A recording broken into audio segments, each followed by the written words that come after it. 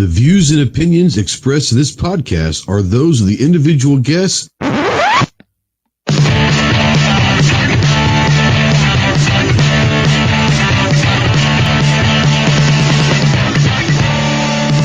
If you're a sensitive snowflake that may get easily offended, then turn this off immediately. If you want to hear the real truth about the gun culture, then stick around. This is the Armed Citizen Podcast.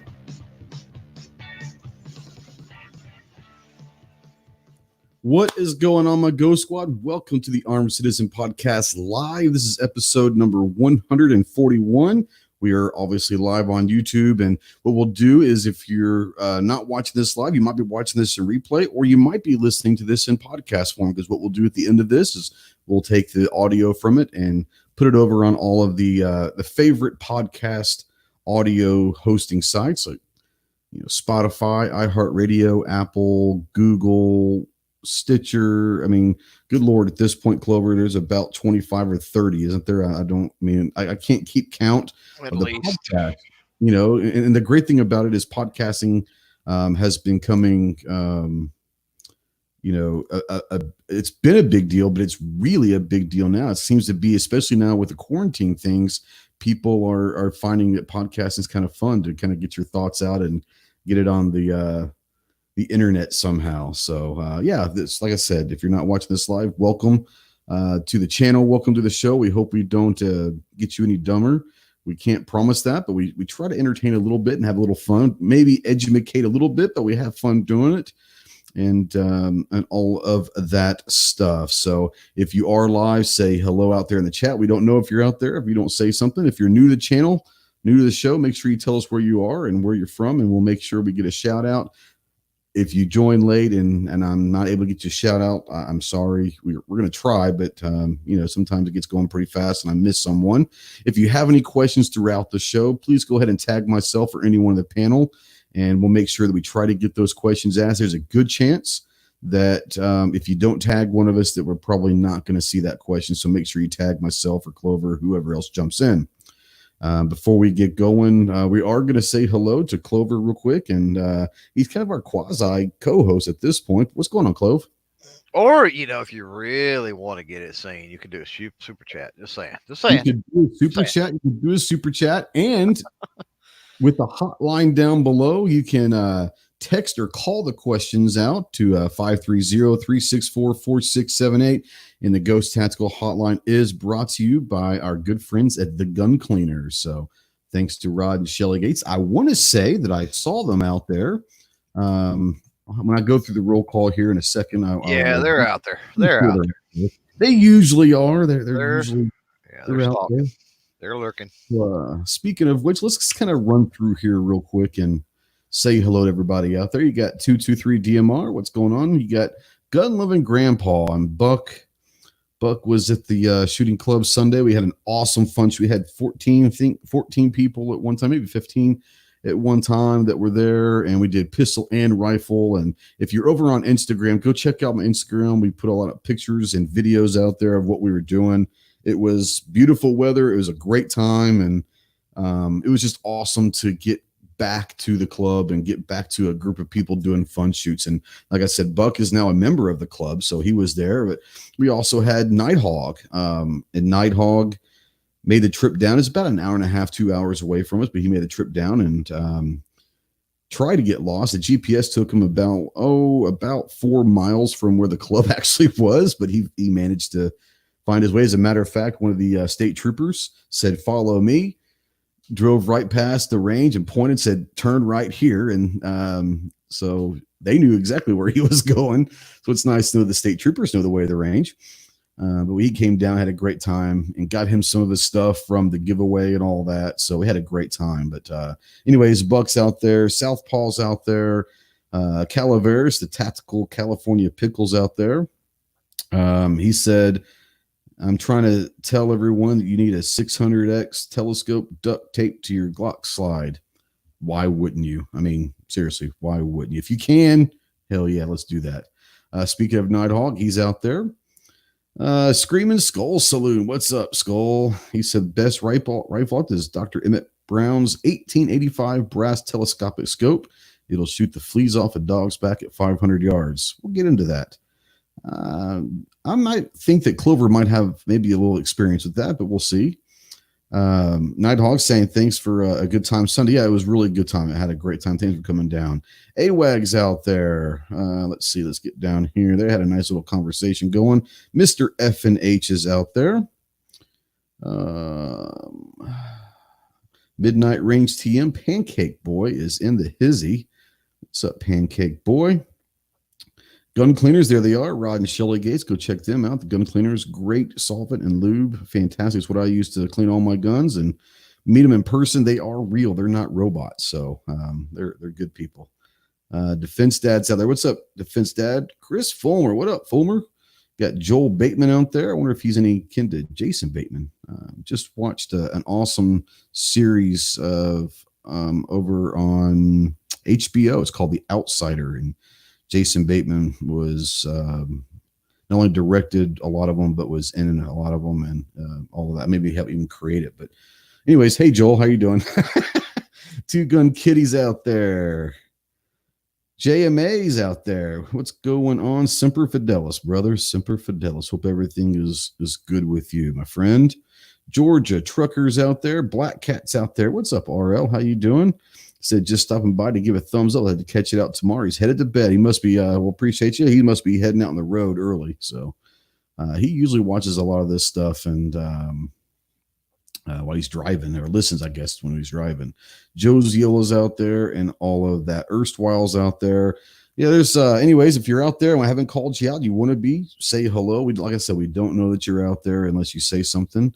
But let's bring Clover in real quick. And before we kind of jump into the topics, which I think is going to be a fun discussion, anything new with you? You got anything cool coming up or anything?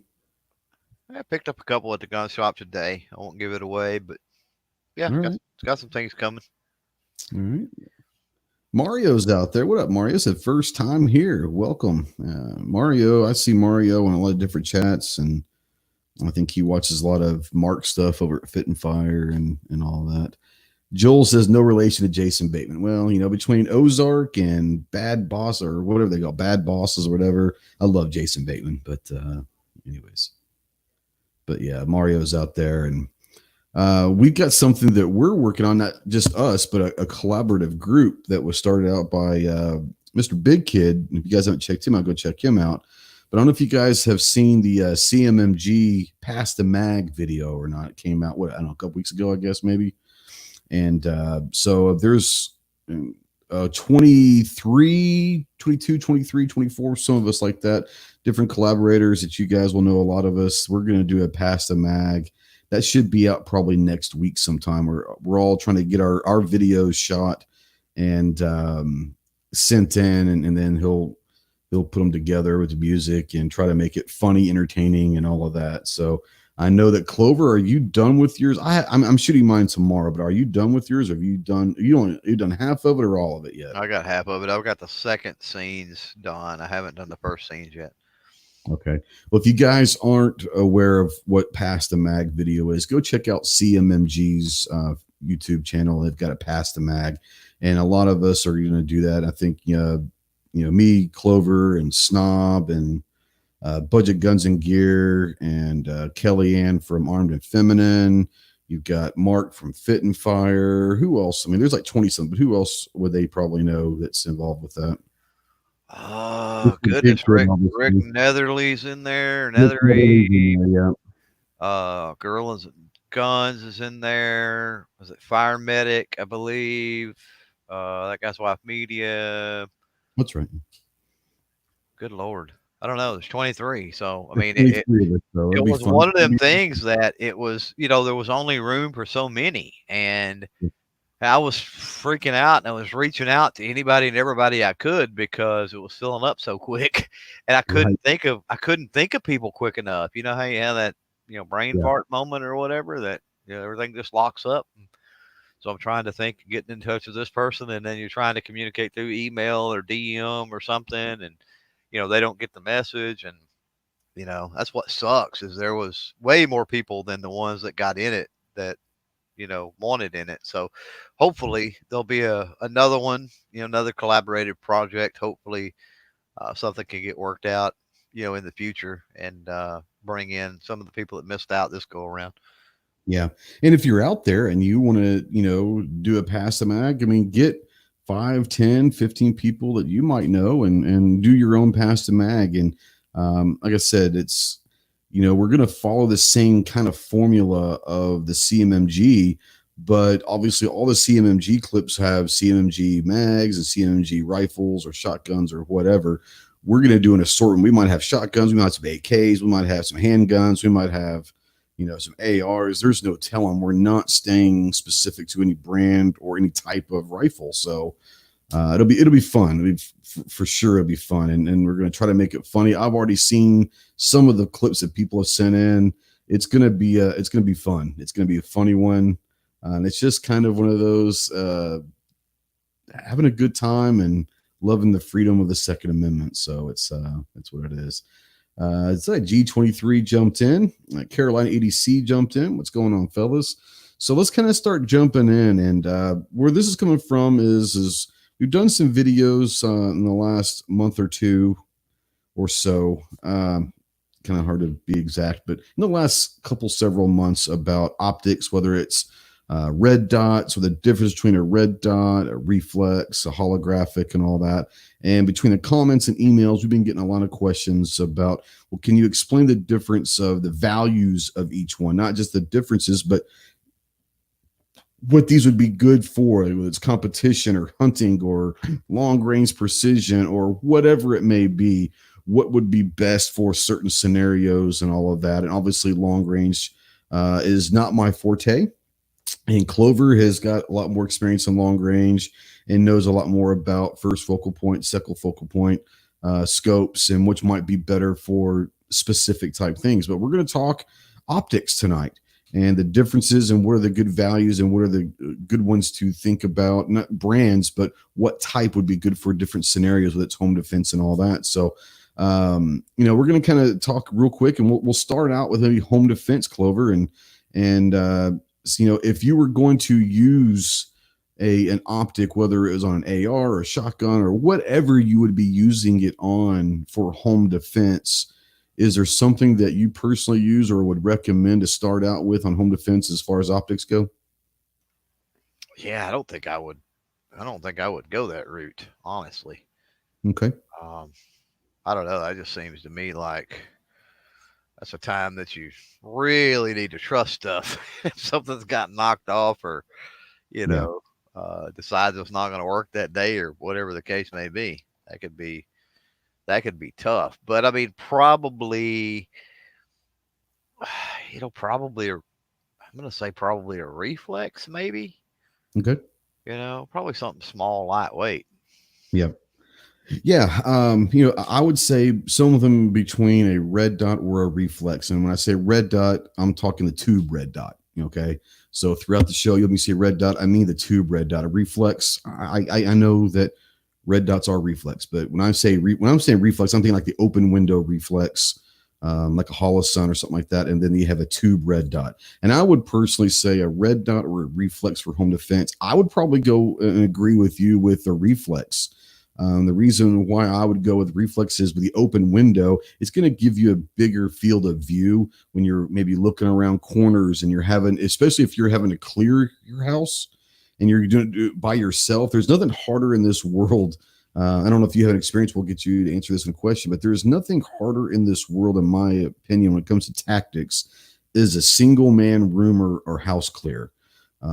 Because you don't have, when you've got a team, if 2, 3, 4, or 5 guys of a team, clearing a room or a building, you go in hot and you go in aggressive, and you know that you're there to cover specific angles and all of that. And and you trust your buddy behind you is going to get the rest of it. So you go in really aggressive because you know that you're just going to kind of shock and awe whoever's in that room.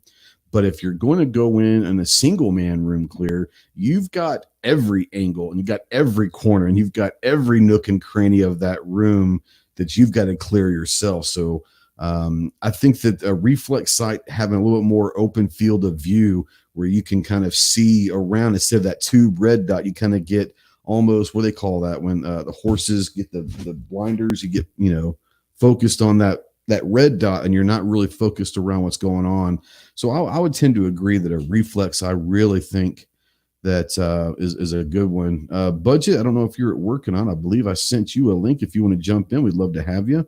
Patriot in the Darks out there. What up, homie? Semper Fidelis. Two Gun says has a Sig Romeo 5 an AR pistol, a shake awake. Yeah. And I do love, you can't go wrong with a red dot inside either. I just think that a reflex is going to be a little bit better for as far as a wider field of view. Like I said, the only thing that I truly worry about in a red dot in a home defense is getting kind of tunnel vision on that tube. That's just me. Would you throw in a red dot and say that if you don't have a reflex, a red dot is still a good one, or would you stay away from a red dot for home defense, Clove? I would want to probably stay away from anything that's got a tube or whatever that really is going to restrict the field of view. Yeah, I would probably say stay away. You're probably going to be better off open sight. Yeah.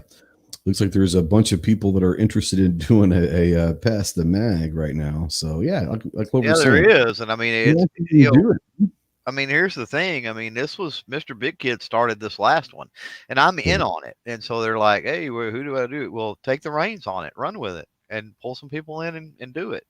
I mean, I don't mind, helping out and facilitating it, but if I'm going to be in this one, then it doesn't make any sense for me to be in the next version. That's just taking up room somebody else could be there. So if there's somebody out there that's willing to start that, then just start contacting channels and make it happen. Yeah. Our good friend Patriot in the Dark out there says, Ghost, don't forget that optics and sights are just a fad. Some people might even call it a crutch. I'd agree with 50% of that. I don't think it's just a fad. I think that optics are here to stay. Whether it's dot scopes, whatever, optics are here to stay. As far as a crutch, I'll agree with that to a certain extent. We've had this discussion before, Clover, but I think that if people learn to shoot with a dot or some sort of an optic and never really learn how to utilize iron sights, there is that potential of the batteries going down or the glass breaking or something. And if someone is only used to shooting from some kind of an optic and have never kind of learned how to use the iron sights, then optics could be a crutch. But I think that as long as people have utilized iron sights and still have, even if they're flip ups, iron sights on their weapons, just in case that optic goes down, I would say that if you ever just learned how to shoot on an optic and never learned iron, then yes, an optic could be a crutch. Budget says no link. Might not have gotten to him yet. All right, let me email this. So while I'm doing that, Clover, do you have anything to add about Patriots optics, a fad or being a crutch? No, I mean, I get it. I mean, as far as a fad, I don't think so. Optics has been around for a very, very, very long time, and they do serve a purpose. But that being said, I mean, iron sights has been around for far, far, far longer, and they're not as apt to get knocked off. They're not as apt to go bad. There's less parts, it's less hassle, and so in a situation where you want to be able to completely rely on something, iron sights are going to be your lowest common denominator. And then, what if you have a sight that fails or you have something that goes down? I mean, you need to be able to understand proper sight alignment and all that stuff. And I think honestly, there's something to be said with learning and training with iron sights to being able to shoot via point of aim or whatever. Sure. A point of aim may not even be, point of aim maybe that is the right terminology I'm looking for. But when you talk to, especially a lot of the speed shooters, you talk to like Mitchell Tech and those, man, they're not lining up sights, and you know what I mean. I mean they've got their grip and their motions and everything else to where they put that firearm exactly where it needs to be according to where their eyes are looking. And a lot of shotgunners, professional shotgunners, are that way too.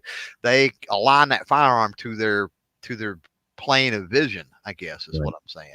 And so there's something to be said about that, and that in a way Iron Sights help teach that a little bit, to where you could potentially shoot without having any kind of sights at all. Oh, yeah, Mike, you got a reverb from you, bud. Oh, okay. I'm not sure. He might go. Yeah, but yeah, I agree with you. When you're especially when you're talking about point of aim, point of impact, what a lot of people need to understand is you have to remember that there's a mechanical offset. When you have, let's say your optic is 2 inches above your barrel, even if you've got it zeroed, there are going to be times where you have to understand that point of aim may not exactly be the point of impact, because if you zero, and we did a video on it last week about what's your hold. And if you have let's say you do a 50-yard zero on your weapon, and I guess he's having difficulties. He'll jump back in, I'm sure. But if you have a 50-yard zero on your optic and your weapon system, and that's great. But what if you've got someone at 10 yards or 7 yards or 3 yards? Just because you're very precise with that rifle at 50 yards on that zero, you get a great grouping. Understand that you're going to have to hold it probably a little bit higher, because it hasn't gone through the upward trajectory of that projectile. It's still going to be got flat at 7 yards versus 50. So you have to understand point of aim and point of impact with any optic. And that's very, very important that you know what your holds are. Now, if you're not really interested in being precise, then, it is what it is. But what if you are in that situation? We're talking home defense here, or self-defense, and they've got a hostage. You got your wife or your child as a hostage, but there's a window of right here. You need to know what you're going to do. Yeah, your rifle might be, zeroed at 50 yards, but what's it going to do at 7 yards or 10 yards?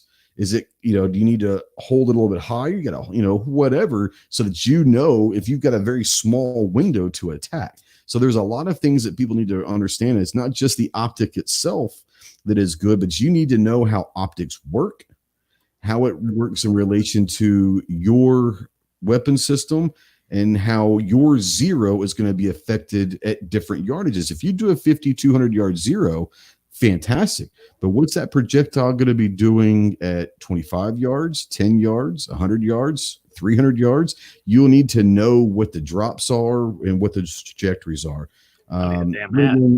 What's that? So I need to put a damn hat on. Holy cow. Well, this is one of the few I've seen you without a hat before, but I don't think that many people have probably been able to see you without a hat on before. Well, yeah, there's a reason for that. There you go. If you guys, we're going to welcome in Mike from Budget Guns and Gear Reviews. What's up, Mike? And Mike is going to be hanging out. Took off work a little bit early tonight so I can try to get to bed at a decent hour, because I have to get up at my freaking God 30 for me, because I got to take the wife to a doctor's appointment in the morning. So yeah. If I didn't take off early from work and get to bed early, that wasn't going to happen. So yeah. On the upside, I'm available to do the show tonight. So cool. We usually don't get you because you usually are working this time of night on Tuesday. So usually I'm at work on a Tuesday. I always send you the link, hoping that maybe you're off one of these Tuesdays, but you are every now and then. I'd say once every 2 months we might get you on for a little bit, but that's about it. I got to come on and disagree with y'all on something, though. Absolutely. Go for it. While I would prefer a reflex type sight, I don't know that I would shy away from a red dot type sight if that's what you have. I mean, I think that really when it comes down to reflex, red dots, optics, train with what you have so that you become proficient with the gear that you actually have, because that's what you fight with, is what you have, not what you want to have. So if you have it, train with it, become proficient with it, and it'll all work.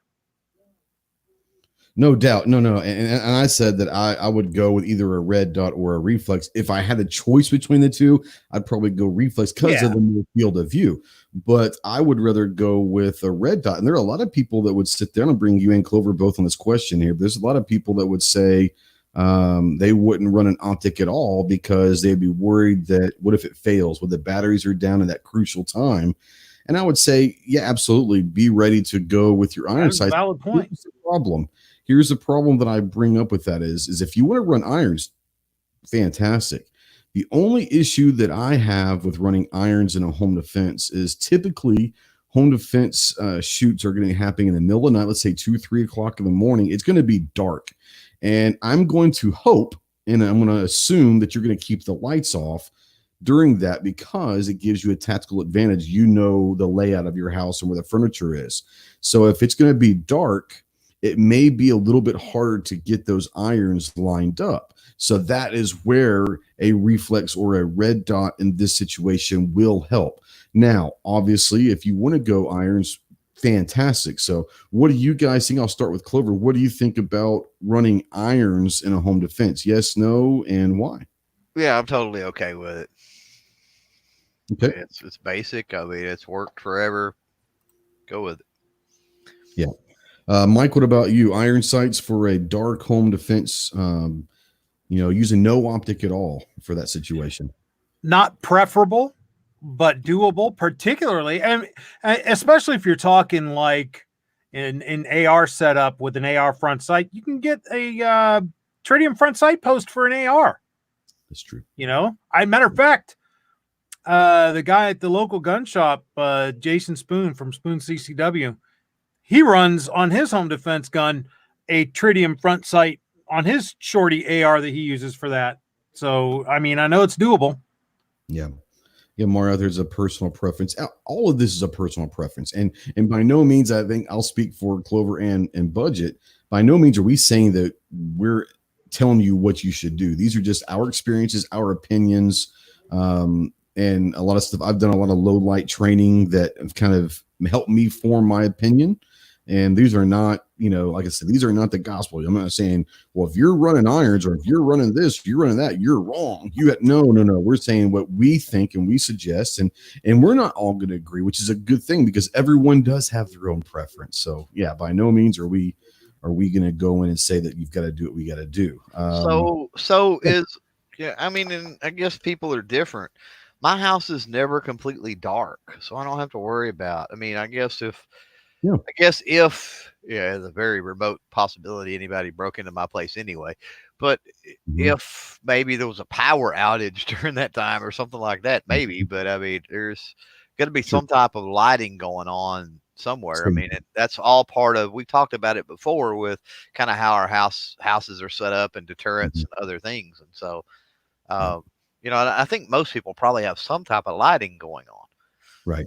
Yeah, we've got in our house, in our living room, in different rooms, we have these little bitty, I don't know, like 2x2 square lights that you just we plug into the wall, and they're not going to light up the room, but it's going to help get around. And but once again, even if there is a little bit of light, it's still going to be dark enough for that threat. Assuming that it's at night. Yes, obviously it can happen during the day. I'm aware of that, but the vast majority of these happen at night. And like I said, if it's somewhat dark, that does give you an advantage. And yes, I would most definitely agree. Yes, you can use irons and the tritium front sight you can get. More importantly, here's the thing, and there's going to be a lot of people that that will not like what I'm getting ready to say, and will completely tell you that I'm a fool and will disagree. But there is a lot to be said if you're talking about inside 7 yards, that literally point blank CQB up to 7 yards to 21 feet. There's a lot to be said that if you're doing enough dry fire at home, you're doing enough training out there, and you're familiar with that weapon system, that handgun or that AR or that shotgun, and you practice with it enough, theoretically, you should be able to point and shoot without actually having to get on an optic or a sight. If your mechanics are strong, you've got knowledge of that weapon, how it works, you should have enough experience practicing with that AR or that handgun to draw, get pointed down, and hit that target with even out looking at your optics or sights at all. That's me. A lot of people are going to hate that, but what do you think about that, Clover?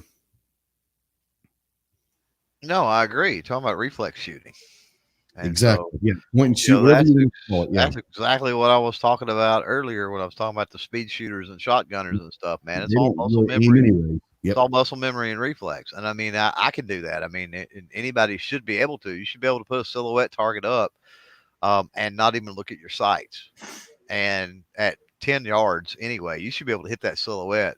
You should be able to empty a mag consistently into that silhouette, I think, at 10 yards without, I mean, with your eyes closed almost. So this is one of my home defense. It's hey, Ghost. Yo, what's up? Can I share something?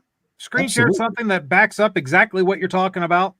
Absolutely. Go ahead. I'll go ahead and do it, and I'll bring it up. While you're doing that, I will say that this is my AR pistol, and I have a reflex on this. It's 8.5-inch AR pistol. And a lot of times when I'm doing in room clearing or whatever, I'm not even with the reflex. I'm not necessarily looking through that side. I'm looking above it. I'm looking around and hoping, sometimes you're going to have to move your eyes somewhere where the weapon's not pointed, kind of looking or whatever. So I look above that reflex a lot of time if I'm doing CQB stuff. Very few times am I actually on that reticle. That's just, it is what it is. All right. So add that. So there we go. Go for it. This is from Tier 3 Tactical from May 10th. It's a study that I can't remember offhand exactly who did it, but there was a study done on 25 different statistics from gunfights from cop killers and that, looking at criminals and law enforcement. And there's one statistic down here that really backs up exactly what you're talking about. They're talking about this. It's in the section talking about the weapons, caliber, and their experience with them. In these gunfights that they're looking at, the most common weapon was the pistol, most common 9mm, et cetera, et cetera, et cetera. But here's the hit rates. Hit rates from offender on officer. This is the bad guys. 68%. Hit rate of officer on offender, 39%, from around 15 feet. Most common offender, the bad guy, shooting method, point shooting. Yeah. So looking at this, you want to be able to use your front sight. Obviously, you want to be able to have a good sight picture and whatnot for a precise shot. But for, oh my God, fighting from 15 feet and under, point shooting is more than adequate. Yeah, actually has a better hit rate. And it's interesting. And it's interesting that I would say that percentage is low as far as the hit rate of the offender who's using point shooting, right? Yep. 68% of the shots on officer is, people say, well, that's not very good. Understand that the average criminal doesn't go to the range. Okay. Nope. The average criminal that's using a firearm to break in is not going to the range and getting 100 rounds or 200 rounds a day practicing the point shooting. So they're at nearly 70% hit rate with probably zero experience at a range. So what if you're out there and you have time to work on that, and he's 70% with no practice? Imagine what your rate of hits could be. It could be damn near 100 with a little bit of practice and all that. So let's not neglect point shooting or whatever they want to call it. I always call it point and shoot, but yeah, whatever the terminology, anyone's got their own, but don't discount that. But if you want to do that, make sure you practice that. When you go to the range, don't just worry about your draw and all of that.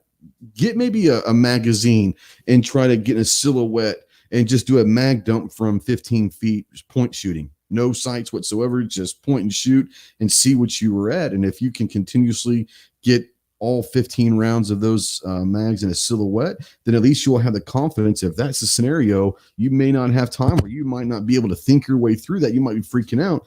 Point shooting, at least you'll have some experience in that. So Yeah. Anything else you want to bring up that article or that website there, Mike? Nope. I just chucked a link to that article out on the chat. Fantastic. Yeah, that's awesome. If people want to look at that, go right ahead. It's out there. Yeah, for sure. Clove, you have anything you want to add to what we're talking about here with the point shooting and all that? No, I pretty much agree with it. Right on, right on.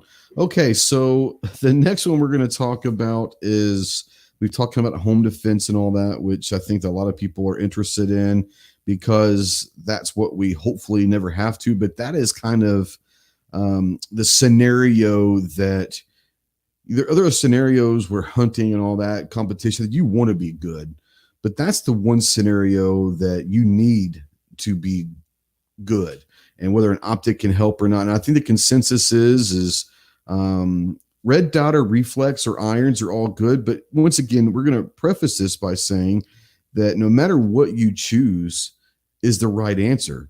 Just go to the range and practice with it. Be efficient, be proficient with that weapon system and that optic, whatever it is. Because if you're proficient with it, it doesn't matter if you want to go with a rifle scope, but for some reason you've got a bolt action with a rifle scope that you've used for home defense because that's what you have. Then when you're at the range, don't just take shots at 800 yards, take shots at 8 yards with that and just see what happens. I'm not suggesting that, but if that's what you have, practice with it. Let's move on into optics for like a competitive shoot.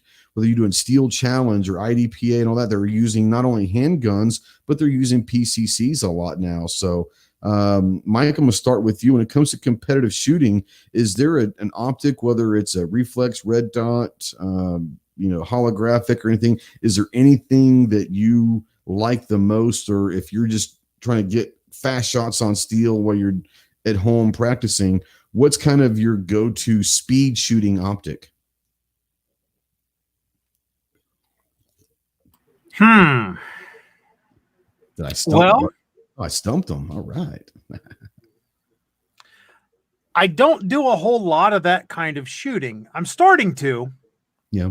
And honestly, when it comes to sighting systems, I'm kind of a Luddite. I always have been.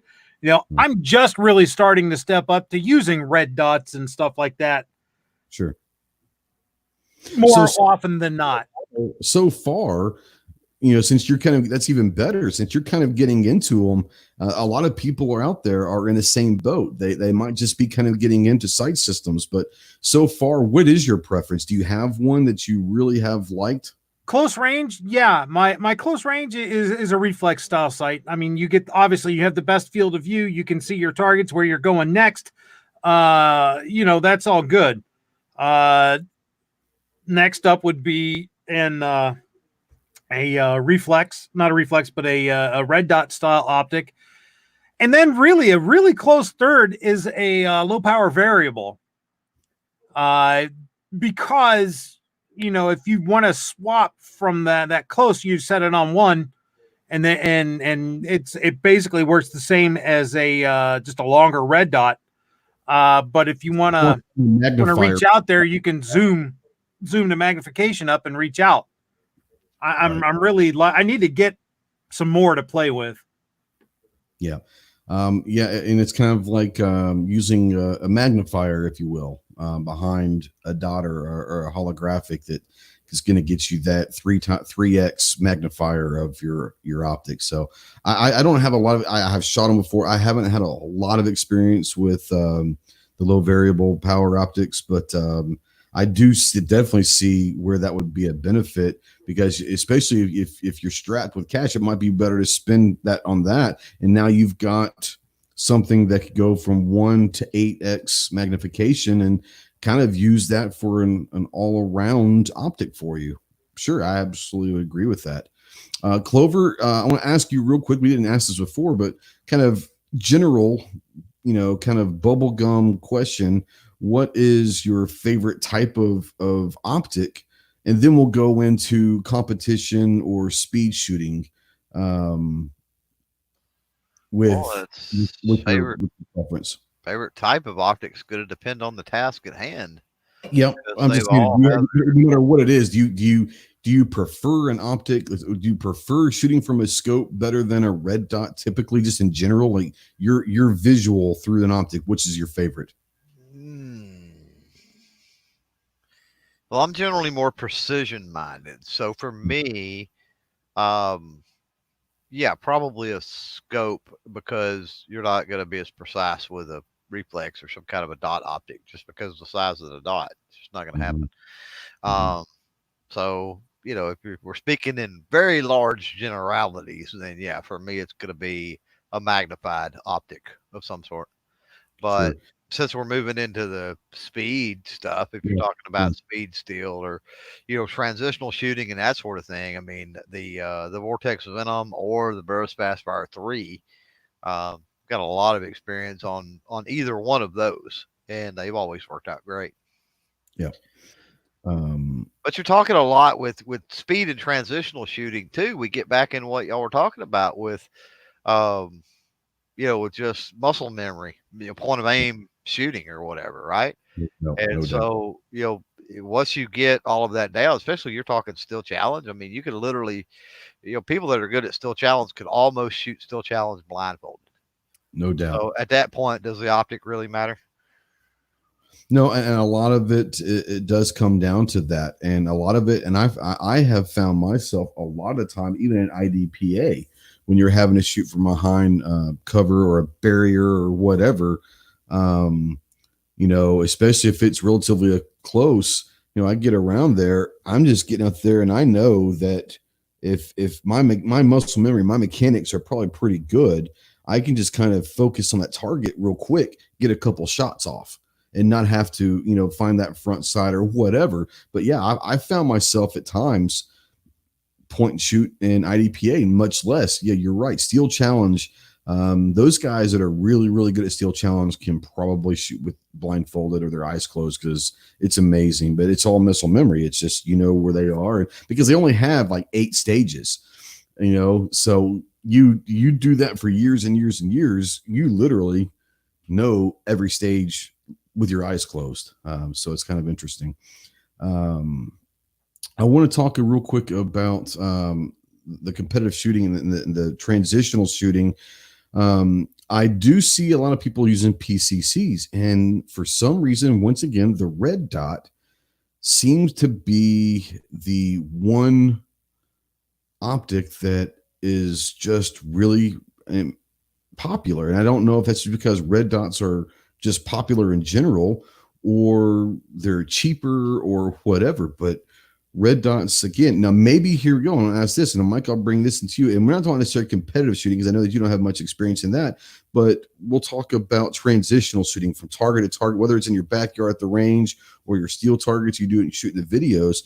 But acquiring targets quickly, maybe a red dot could be better for those situations if you're going to use one, because you might want that tunnel vision, that focus you're moving that dot and you're not worried about what else is out there. You're moving from target to target. When you pick that target up, you're sending the round down range. What do you think about just in general transitional target with a red dot? Do you like that better than a reflex in that situation, or would you still go reflex? In the limited experience I have with a reflex, so let's put that caveat out there. Sure. In the limited experience I have with a reflex, I would choose a reflex over a red dot for that, because of the field of view. Because what I'm doing when I'm transitioning from target to target, as I'm firing at the target I'm on, I'm looking to where I'm going, and then my muzzle follows my eye. If you understand what I mean. So for me to be able to have that wider field of view, to be able to pick up where my next target is a plus. Sure. I tend to work faster that way. Yep. But I am learning how to do it with a red dot. Yeah. The only, I tend to agree with you in a certain sense. I actually kind of think a red dot in that situation, transitional shooting, it's going to be better to a certain extent. I think I've got a phone call coming in, so let's take this phone call. Hold on here. Armed Citizen Podcast. Who do we got? This is Mario. Mario, what's up, Mario? What you got going on, man? Not much. Just here watching the show, having a good time. Right on. You got a question or anything, or something you want to say? Go for it.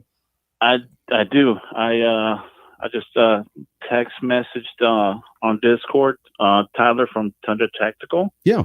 He said he would be interested in joining you guys in Pass the Mag video if you get a hold of him.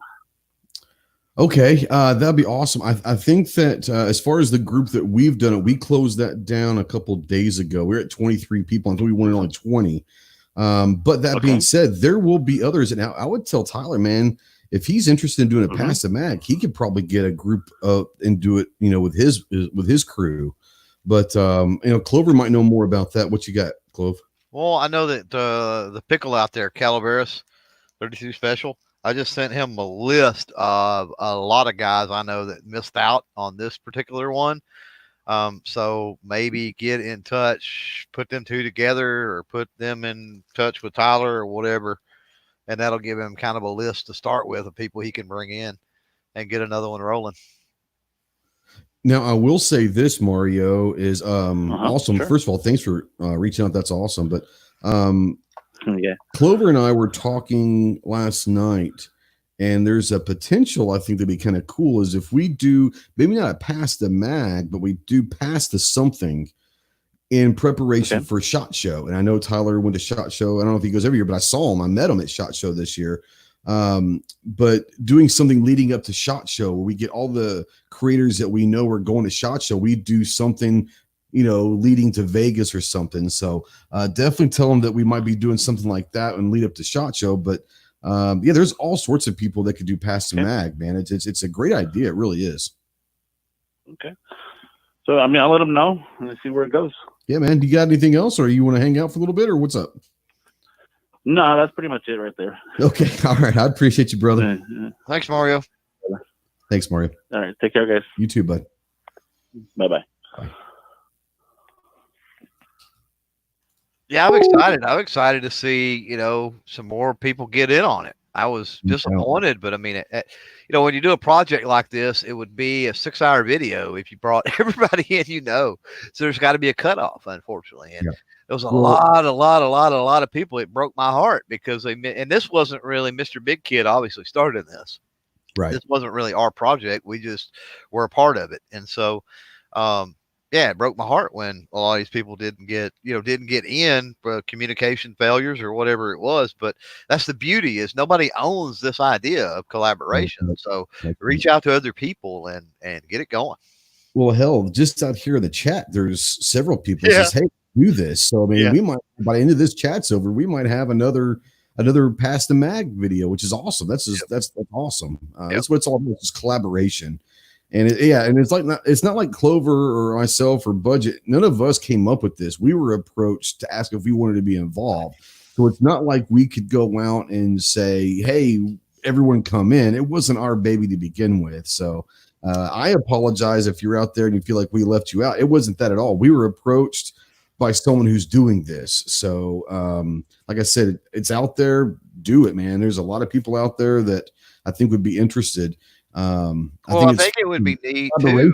Great, if we had, as far as we know, this will be the second iteration that we're doing, and I think Pickle out there, I think, has got almost enough on a list I sent him to do a third, and there's probably enough easily you could find to do a fourth. And wouldn't it be cool to have 4, 5, 6 different ones that you could put all in a playlist on everybody's channel? That would be cool. Yeah, that would be really cool, for sure. There were a couple things I want to bring up before the last thing we talk about, and NetFlutter is out there, Thermal Redneck's out there, but NetFlutter says being able to keep both eyes open is a plus in close quarters with a dot. So here's my thing. If you're able to shoot a red dot with both eyes open and all of that, fantastic. A lot of people can't. You mean you don't? I do.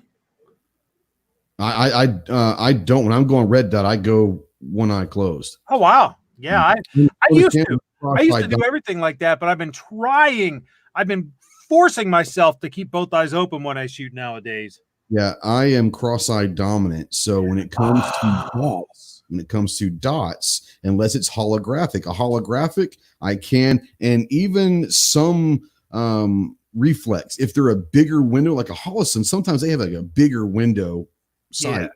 You can keep both eyes. If it's a small tube or something like that, I'm gonna have to close my left eye, even though it's a dominant eye. It's weird. That's why in my battle rifle I go with a holographic, because it's got a big window and it's very easy to shoot with both eyes open. But with a dot, I have to close one because I'm cross-eyed dominant, and that might just be a me thing. I'm not saying that I'm not accurate, but I am much more accurate, even using my weaker dominant. But using that only, I am more accurate with a red dot. But yeah, no, I would love to be able to shoot with my eyes open with a dot. It's just, for me, it gets funky at times, bro. It gets really funky. Anyways, but that's a good point. Being able to shoot with both eyes open, even with a red dot, if you're able to do it, that's going to give you a bigger field of view, even if you're using that tube dot. So, yeah, absolutely. And once again, none of us are saying that you have to do a specific thing. This is something that we're going through our experiences, what our preferences are. And if you're out there and you're new to the optics game, and maybe you try out all, I would suggest even you can go onto Amazon and you can find a red dot for $50. You can buy a reflex sight for probably, $75. They're not going to break the bank. Play around with them, even though they're not the greatest ones. They're great to get introduced to them and see which one in general do you like. Do you like the reflex, or do you like the red dot better? And then at that point, if you want to maybe expand and invest into a higher caliber, whatever it is, at least now you have experience with both of them before you make that decision. The worst thing you can do is go spend $400 on some dot and get it, and you're like, damn, this sucks. I hate this, So we're not sitting there saying that you have to do anything. This is just our experience and our, opinions. Do the research and the testing yourselves, and before you go out there and spend high dollars on an optic. The next point I'm going to talk into is something that I have little experience in part of it and absolute zero experience in the other part of it. We're going to talk hunting / long distance precision. I have very limited experience in long distance precision. And at that point, I'm talking basically anything over, I would say over 500 yards. Okay. Anything over 500 yards, I would call long distance precision. And something that you're not going to be able to use that red dot or the holographic reflex. It's something you're going to have a magnified reticle and scope or optic of some sort to really be precise with. Bring in Clover, and you can either go long range precision or long range hunting. Do you have a preference? We're talking scopes now. Different scopes have different, whether it's single first focal plane or second focal plane, or whether it's the reticle, it's ACOG or it's crosshairs or all those different things. In general, when you're talking a scope at this point, do you have a go-to magnification and reticle that you like the most? Oh man, how much time you got? We got as much time as you need, brother. do all kind of mansplaining on this, right? By the way, I think I've got a CloverTech classroom that breaks all this down. You might. But one of the first things that I hear, and it makes me wonder when people start talking scopes, right? It makes me wonder if they understand the scope, and you kind of have to understand the mechanics of the scope before you can start utilizing that scope properly. Is they'll say, well, I've got a 4x16. Well, no, you don't. You've got a 4.216 by 44, but you don't have a 4x16. Right. So you got to realize what those numbers mean. And the 4-16 would be your magnification. Right. And then the number on the end is your objective size. So I typically like a larger objective for sure. I would say at least probably 44 millimeter objective at least. And that's because typically the bigger the objective, the more light that scope is able to bring in. And typically the more light it brings in, the better the focus and the clarity and everything else, even on cheaper glass, the better the focus and the clarity and all of that is. As far as magnification, I'm not super big on the whole magnification factor. For example, I've got a fixed 20 power on my 50, and honestly, I could probably get away with a fixed 10 power even on there. with most stuff that I've shot with it before. So what I've found, especially in cheap scopes, but not, and it even happens in some more expensive scopes too. And I say more expensive scopes, short of like Night Force or maybe Zeiss or something like that. When you get up into the $1,000, $1,500, $1,800 plus optics, you don't see it as much. But anything under $1,000, you still see this. That you start losing focus and clarity a little bit as you start increasing magnification, especially on a shorter distance. So if you're trying to magnify, you've got 100, 150 yard, you're talking about legit multi-purpose, like a hunting situation, right? Mm-hmm. If you're just, okay, well, I'm competition and everything is past 500 yards, okay, cool. But if it's a hunting situation and you could be taking that shot anywhere from, let's say, 800 to 500 to 300 to 100, you never know. You're hunting a pipeline or, something like that. Then a lot of the scopes, especially cheaper ones, as you up the magnification at shorter distances, then you start losing a lot of the clarity and the focus on that. Right. It's really weird. And not that you can't take that shot. I mean, can you see well enough to take a shot? Sure. But, it's not as clear as it would be otherwise. So for me, I typically, I don't have a problem going with something as high as like a 24 power in a scope, but very seldom do I ever jack it up that high. I mean, if I'm going 10 power, typically on a variable power optic, usually regardless of how big it is, unless I'm spotting, right? Because you're going to use it for spotting and you can use it for other purposes, of course. Yeah. So I'll zoom into 24 for maybe something like that. But as far as taking a shot, usually about 10 or so, maybe 12 is about as far as I'm gonna zoom it in. Okay. And as far as first focal, second, you talked about first focal, second focal, and I think reticle, right? So you've got all kinds of reticles out there. Obviously, we would spend 24 hours talking about all the reticles. I think your basics are probably going to be the duplex reticle. That's your standard bud hunting scope, just about. You've got your mil dot reticles and your mil radian reticles, basically. I'm a mil dot guy. Now mil radian is the thing pretty much nowadays and mil radian is a lot easier to do the math on too, by the way. But I'm more of a mil. We had a discussion when we were done with Charlie and telling people how to convert from mil. It's some people just have issues converting, Right. If your spotter and the shooter are talking different languages, right, someone's going to have to make that adjustment mathematically. Right. But mil radian really wasn't a thing when I got into mil dot and I learned mil dot. And so I'm proficient at shooting. We talk about proficiency. I'm proficient at shooting off the mil dots. So that's still what I prefer. And then what was the other one? It was one of, first focal or second focal. I could take it or leave it, to be honest. When we were down there with Charlie, he wasn't a big proponent of first focal plane. And for those that don't understand, that has to do with where your reticle sits in the scope. So as you zoom in, the reticle adjusts to the relative size of your target. So what am I thinking? If you were at 100 yards, your reticle would be, the dots or whatever on your reticle or whatever would be consistent with the size. It stays consistent all the way out. Whereas a second focal plane, which all of your cheaper optics and stuff like that are second focal, right? That doesn't adjust. So if you're shooting at something 500 yards away, the crosshairs cover it up almost. They don't thin out. So that's your difference between first and second. And like I said, Charlie was not a big proponent, and I could take it or leave it. I own both, and I don't. It doesn't really affect my shooting at all. It's like I don't really notice it's there. I think that as long as you understand the difference, and if you're one of those people that don't know the difference, and you've got a second focal plane, and you don't know that what I'm saying, it could be like, whoa, holy cow, what just happened? Yeah, absolutely.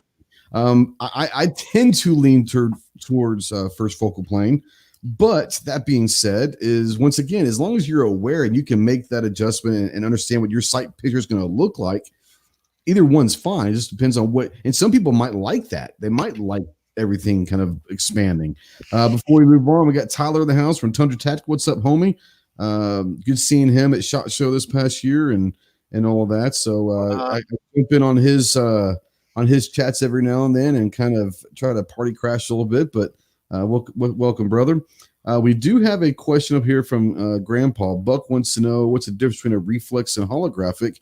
Well, Buck, I just happen to have a video on that I did about a month ago. It's called Red Dot versus Reflex versus Holo.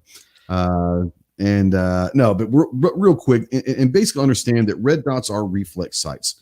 It's kind of that interesting thing that all red dots are reflex, but all reflexes are not red dots. Makes sense? Anyways, red dots / reflexes run on LED, okay? And they're used with, mirrors or some kind of a way to kind of mirror a dot onto that glass, that front glass. So it's going to be an aiming point using LED light.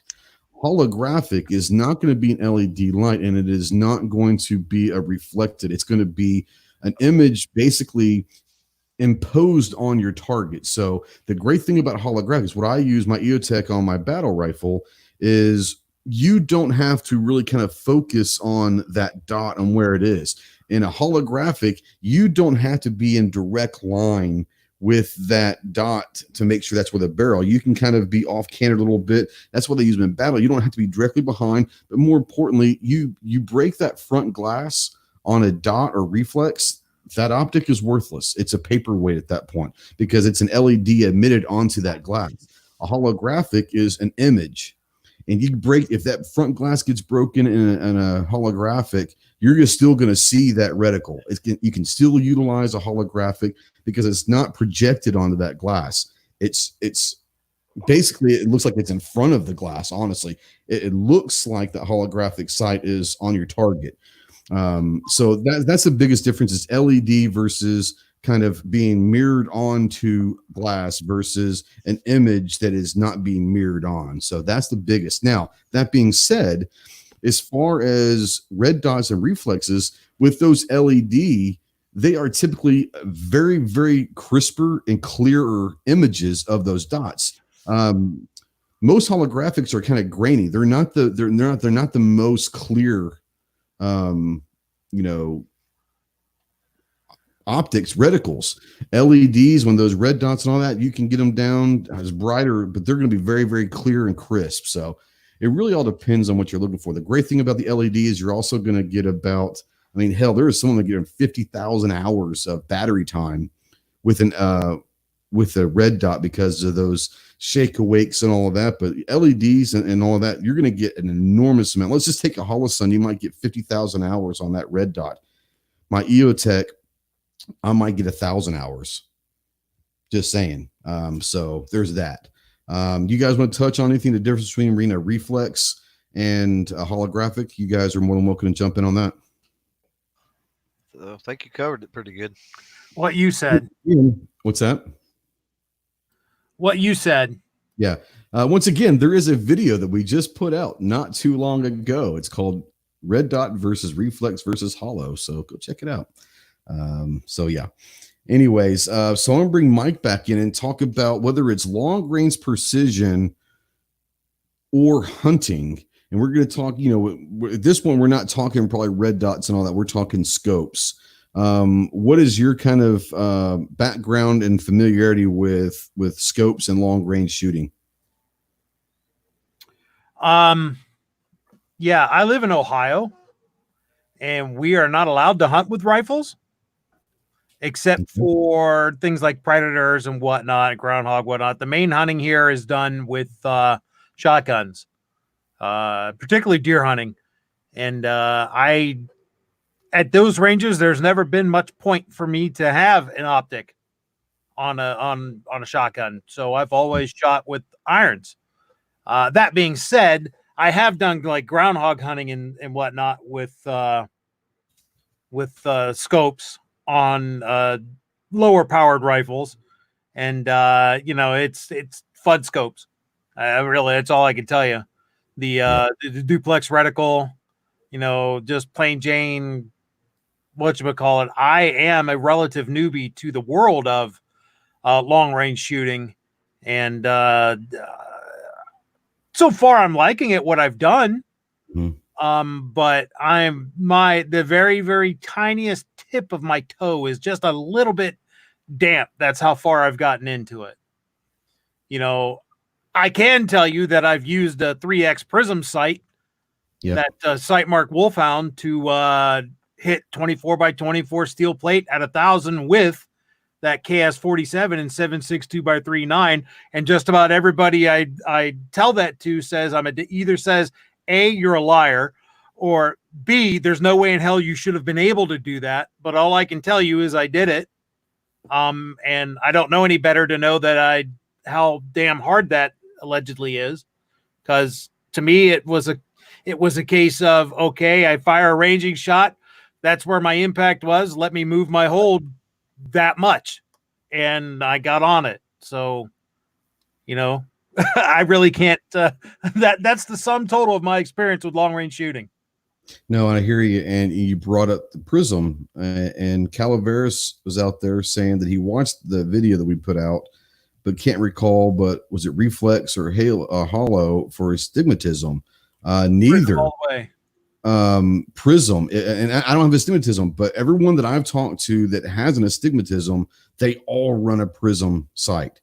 So I don't know how the astigmatism affects eyesight. I don't understand the science and all of that, but I can tell you that literally 100% of the people that I know have astigmatism, they all run Prism. So everything that I've heard from people, everything that I've seen, people have said that Prism is astigmatism. So would you agree with that, Clover or Mike? Absolutely, 100%. I have a slight astigmatism, and anything illuminated has sort of a star, like halo around it, halo / starburst effect, you know, with a red dot or a reflex or whatnot.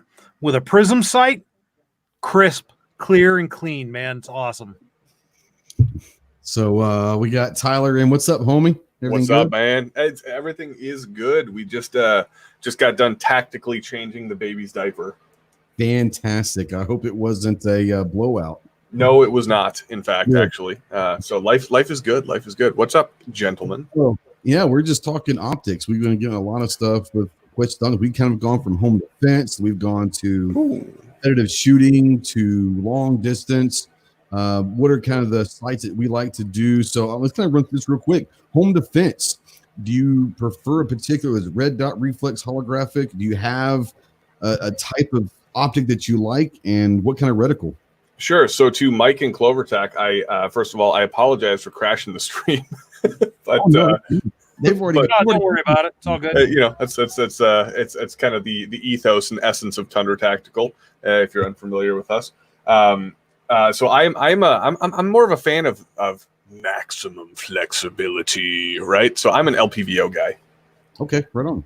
We were talking about those earlier, and actually Clover was just talking about that, especially for long range, how they could be good.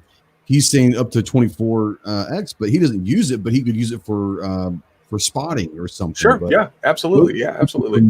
From 1x all the way up to 24, I can see. I've never really run one enough to say for home defense. You're missing out. But I can tell you that I love the idea of no matter where you are, what distance you're at, one optic could really be utilized for everything. Yeah. It's intriguing. Yeah, I mean, there's, you know, for those who don't know who we are, or me personally, you know, I work on the retail side of the industry, so I'm kind of a customer facing dude, if you will, and one of my favorite things to talk about is optic selection. So this is kind of like a perfect place for me to join in. I'm by no means an authority, as much as I like to play one on the internet. Oh no, wait, that's an idiot. I play an idiot on the internet. Well, I stayed at Holiday Inn Express last night, so there you go. So you're golden, baby. You're golden. So listen to Ghost. Don't listen to Tundra. For me, it is something that I do like talking about. I might not be an authority on it, but I'd like to say I know enough to be dangerous. And when it comes to LPVOs, just looking at them from a generally, not specific, but a generally practical standpoint, you get the widest array of flexibility with some major advantages and some relatively, depending on your quote unquote tactical level or your given situation, coupled with some relative disadvantages. And, if we talk about the disadvantages first, out of all of the optics that you have been talking about, in terms of like reflex, hollow, red dot, this is the only optic with eye relief. Right. Most, if not all, I don't know of an LPVO that doesn't, but I could be wrong. I don't know them all out there. There is it's pretty generous at 1x, but there is eye relief for an LPVO. But the advantage. Go on with that real quick. Is for the people out there that might be new to the game.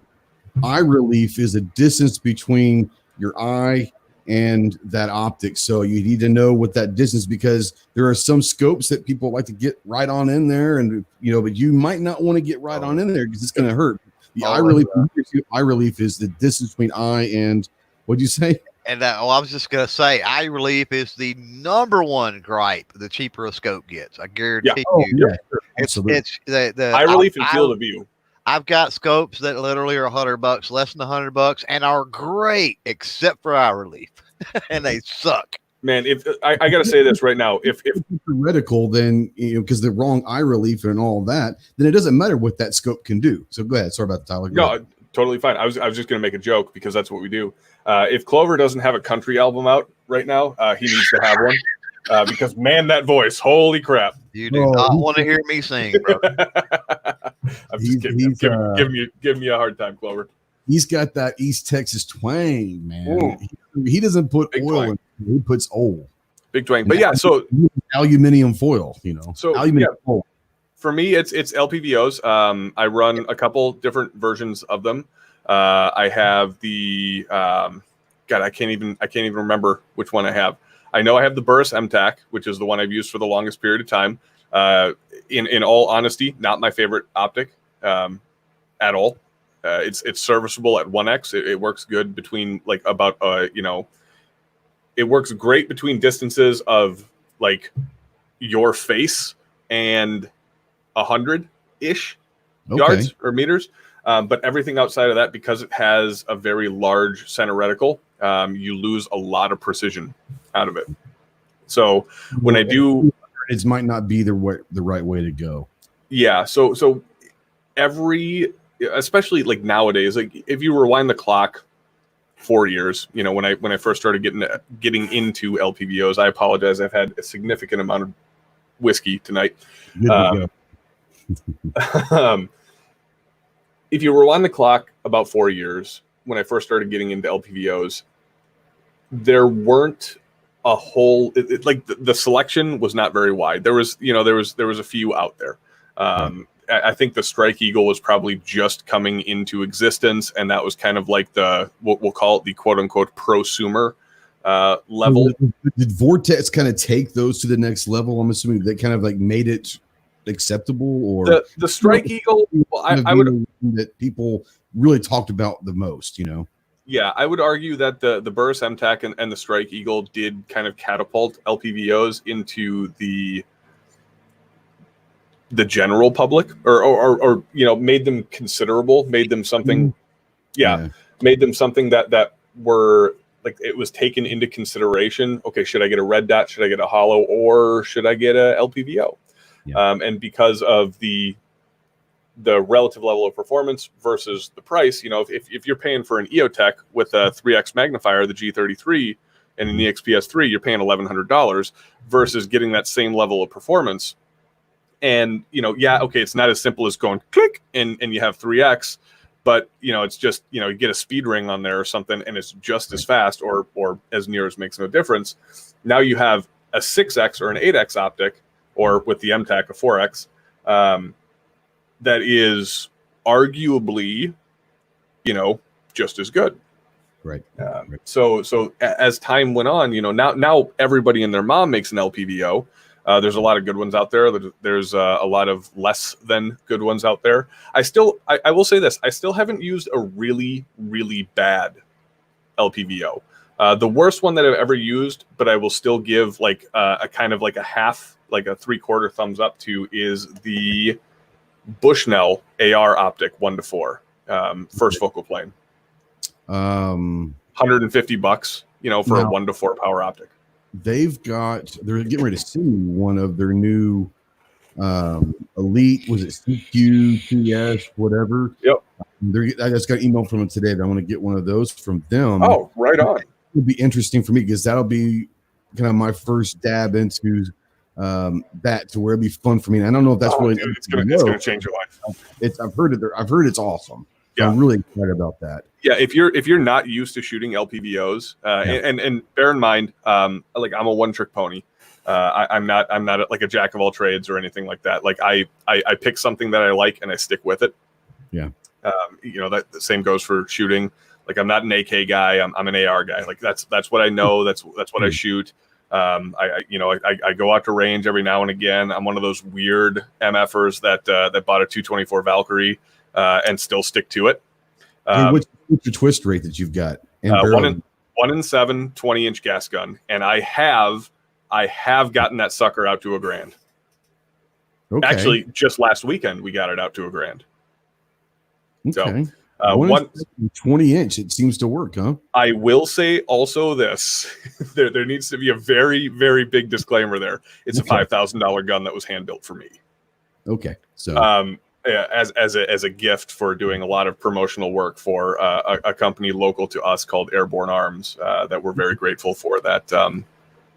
If I could pick it up, unfortunately because of YouTube's draconian laws, I can't show it to you. It's sitting right next to me. I would love to show it to you, but yeah, it's a fantastic, fantastic gun. And before we digress, too deeply into another passion of mine, which is the Valk. All about rabbit holes here, just saying. So fair enough. Well, okay, then I'm right at home.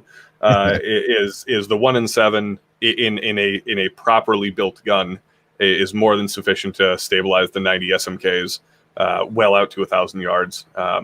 You do need a pretty significant holdover, and you do need I think last week.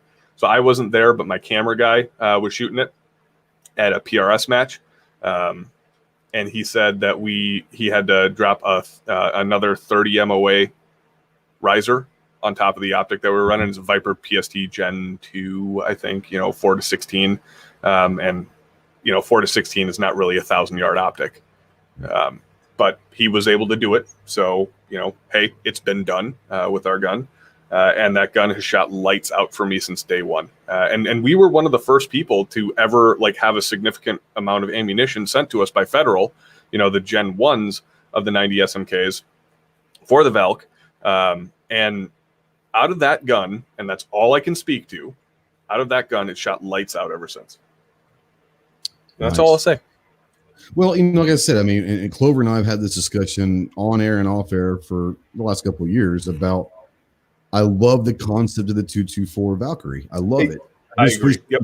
Everything, Well, it killed itself. Right. Like that. Like if I'm being objective, I love the round, I love the caliber, I love the gun. I'm very close to I literally live miles away from Federal, like the plant where all of the stuff is made. Excuse me. I'm very close to this, so I've got a lot of personal connection to it.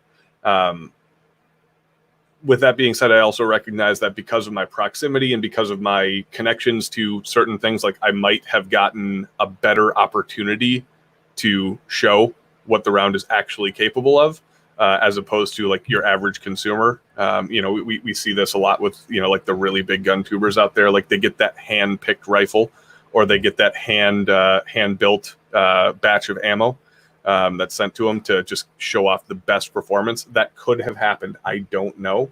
Yeah, it's all good. But yeah. Mandatory care out there, the $5 super chat. Thanks, brother. Appreciate you. He says, you can have my iron sights or my cold, dead body and back to work. Keep fighting. I appreciate you, bro. Appreciate you. I want to bring this out there. This question to not only Tyler, but to Clover and Mike. Sure. There is a question out there from Calaveras wanting to know about the primary arms 1 to 6 with the ACSS reticle. Anybody have any experience with that particular optic? I do not. Okay. Go ahead. So if Clover's got nothing to say, I will tell you a place to go to find all of your information on anything primary arms and anything ACSS reticle-wise. And that would be, Ghost, you've probably met the guy, a good friend of mine, Mr. KB, Codaboy 32. He is like his expertise is in LPVOs, ACSS reticles, and everything primary arms. He's, don't get me wrong, like he's not a shill. Like the dude tells it how it is. KB Codaboy is arguably like one of the most like real dudes I've ever met in my life. Yep. And it like doesn't pull punches. Like he'll tell you if something's a piece of crap, even if he likes it. He'll tell you if it's a piece of crap. Oh, no joke. The gun cleaner says I love the guys at Airborne. That's fan-freaking-tastic, man. You know Rod and Shelley? I don't. But if they know my boys over at Airborne, they're cool in my book. Ryan and Cheryl have been friends of mine for since the birth of our channel. They were the gun company that backed us and helped get us off the ground. The Tundra Tactical wouldn't exist without the help of Airborne. So, but back to what I was saying about KB, if you're looking for any information on anything primary arms or specifically ACSS, check out Codaboy 32. He, over the course of the past 2 years, he's really like dialed in his focus on long range precision optics and gas guns specifically. I don't really remember him doing a lot of bolt gun work, but he does occasionally. But I'm not. He mainly runs gas guns, and most of the optics that he runs will be from primary arms, and a good majority of those optics that he runs will be reticled in ACSS. There you go. So we've been going for 1 hour and 20, so we got about 10 minutes left, and I want to kind of run through the room, and I want to start with Mike on this one and say, okay, so we're going to run through the room and we're going to do it separately. We're going to talk red dots. Okay. Red dots, not saying the cheapest, saying in your experience, if someone out there is looking to get into the red dot game without going straight into the $400 red dot, but looking at something that is going to be good, that they can kind of see if they like it, what would be your suggestion of a really good solid red dot to get into right now? Well, lately I've been playing with the SIG Romeo 5. That is, I think it's shaping up to be a really good, pretty doggone affordable, especially if you can find it on sale. Red dot, 125 motion activated technology. That's I'm liking that a whole hell of a lot versus something that you got to turn on and off, because I forget to turn shit off. No, I hear you. Yeah, and then that Romeo 5, I've seen it about $125 for it. You can't beat that for quality. Clover, what about you? Red dot, kind of an entry level but still quality red dot. Man, you know me, I'm not a snob by any means, any stretch of the imagination when it comes to optics. Right. But I'm not going to talk about any of the cheaper stuff, I don't think. So I would agree with SIG, and then I would probably throw some Vortex stuff in there as well. Yeah, you can go. Man, there's some Vortex stuff that you can get for about $199 right now that are. That Strike Fire. It almost makes it not worth. I mean, I'll throw out. Throw it out the cheap stuff like Sightmark, for example, right? Which does have some pretty deep, no problem with Sightmark. as long as you don't beat it. As long as you don't beat it around too much, right? Mm-hmm. But for the price difference, if you're thinking about it, I mean, if that's all you can spend, sure, get it, take care of it. It'll probably do you okay. Yeah. But if you can spend another $50 or $60 or something, you're into the SIG or the Vortex. So, 100%. 100%. Yeah, Tyler, what about you? I mean, do you have one in particular, or it doesn't matter if you have to have one, just throw a couple out there. Well, I'll echo both of what Mike and Clover said in regards to Mike. In his statement, I think he's spot on. I think the literal best value, like if you were to assign an amount of value to the dollar that you spend, the Romeo 5 gets you further and faster than any other optic on the market presently today. Period. Like that, you're talking about, you wait for that Memorial Day sale or that 4th of July sale on PSA or something like that, and you pick that sucker up for $120 or $125. Mm-hmm. There isn't an optic that can touch the quality of that. Yep, exactly. for the amount of money that you spend, right? Oh, that's a great face. Great face. There we go. There it is. So you really can't touch that value. However, Clover brings up a great point. If you know who we are at all, you understand that our job in the industry, like what we do, is we roast stuff. Like that's our bit. We make fun of people. We make fun of done of something. They're going to walk away either a really good friend of yours or a complete enemy. Exactly. So that's what we do. Like, our whole bit is based off of telling, one of the greater descriptions of our channel was made by a fan of ours on a TVC video saying, Tundra Tactical is the channel that tells you the reason why the thing you like sucks. Nice. Right? Now, in reality, that's not really the case. Like, that's not who we are. There you will if it needs to be said. Yes. Now, I'm making this oddly self-centered, but I really I want to touch on what Clover said about the sight marks or like the true glows or something like that. There is a world where those things are useful. Okay. Mm-hmm. I will probably kind of look at you sideways a little bit if you're running one of those in a tactical class, right? It's not the place for it. But if you get your 10-22 and you're plinking with your kid out in the range, or heck, hey, maybe you don't even have a 10-22. You're watching the show, you got a BB gun or you got a pellet gun or something like that. You toss that sight mark sucker on the top of that gun, that thing's going to perform just as good as any other red dot out there from a bench or with light movement, light use. Like Clover said, as long as you don't bang it around too much, don't ever let anybody tell you that there's something wrong with that. It is absolutely ludicrous if somebody judges you based off of that. And that's unfortunately something that happens a lot inside of our greater community, is that whole, the elitist versus the just as gooders, the big divide. And and we, that's our, like I said, that's our bit. We make fun of that divide, but we don't subscribe to either side.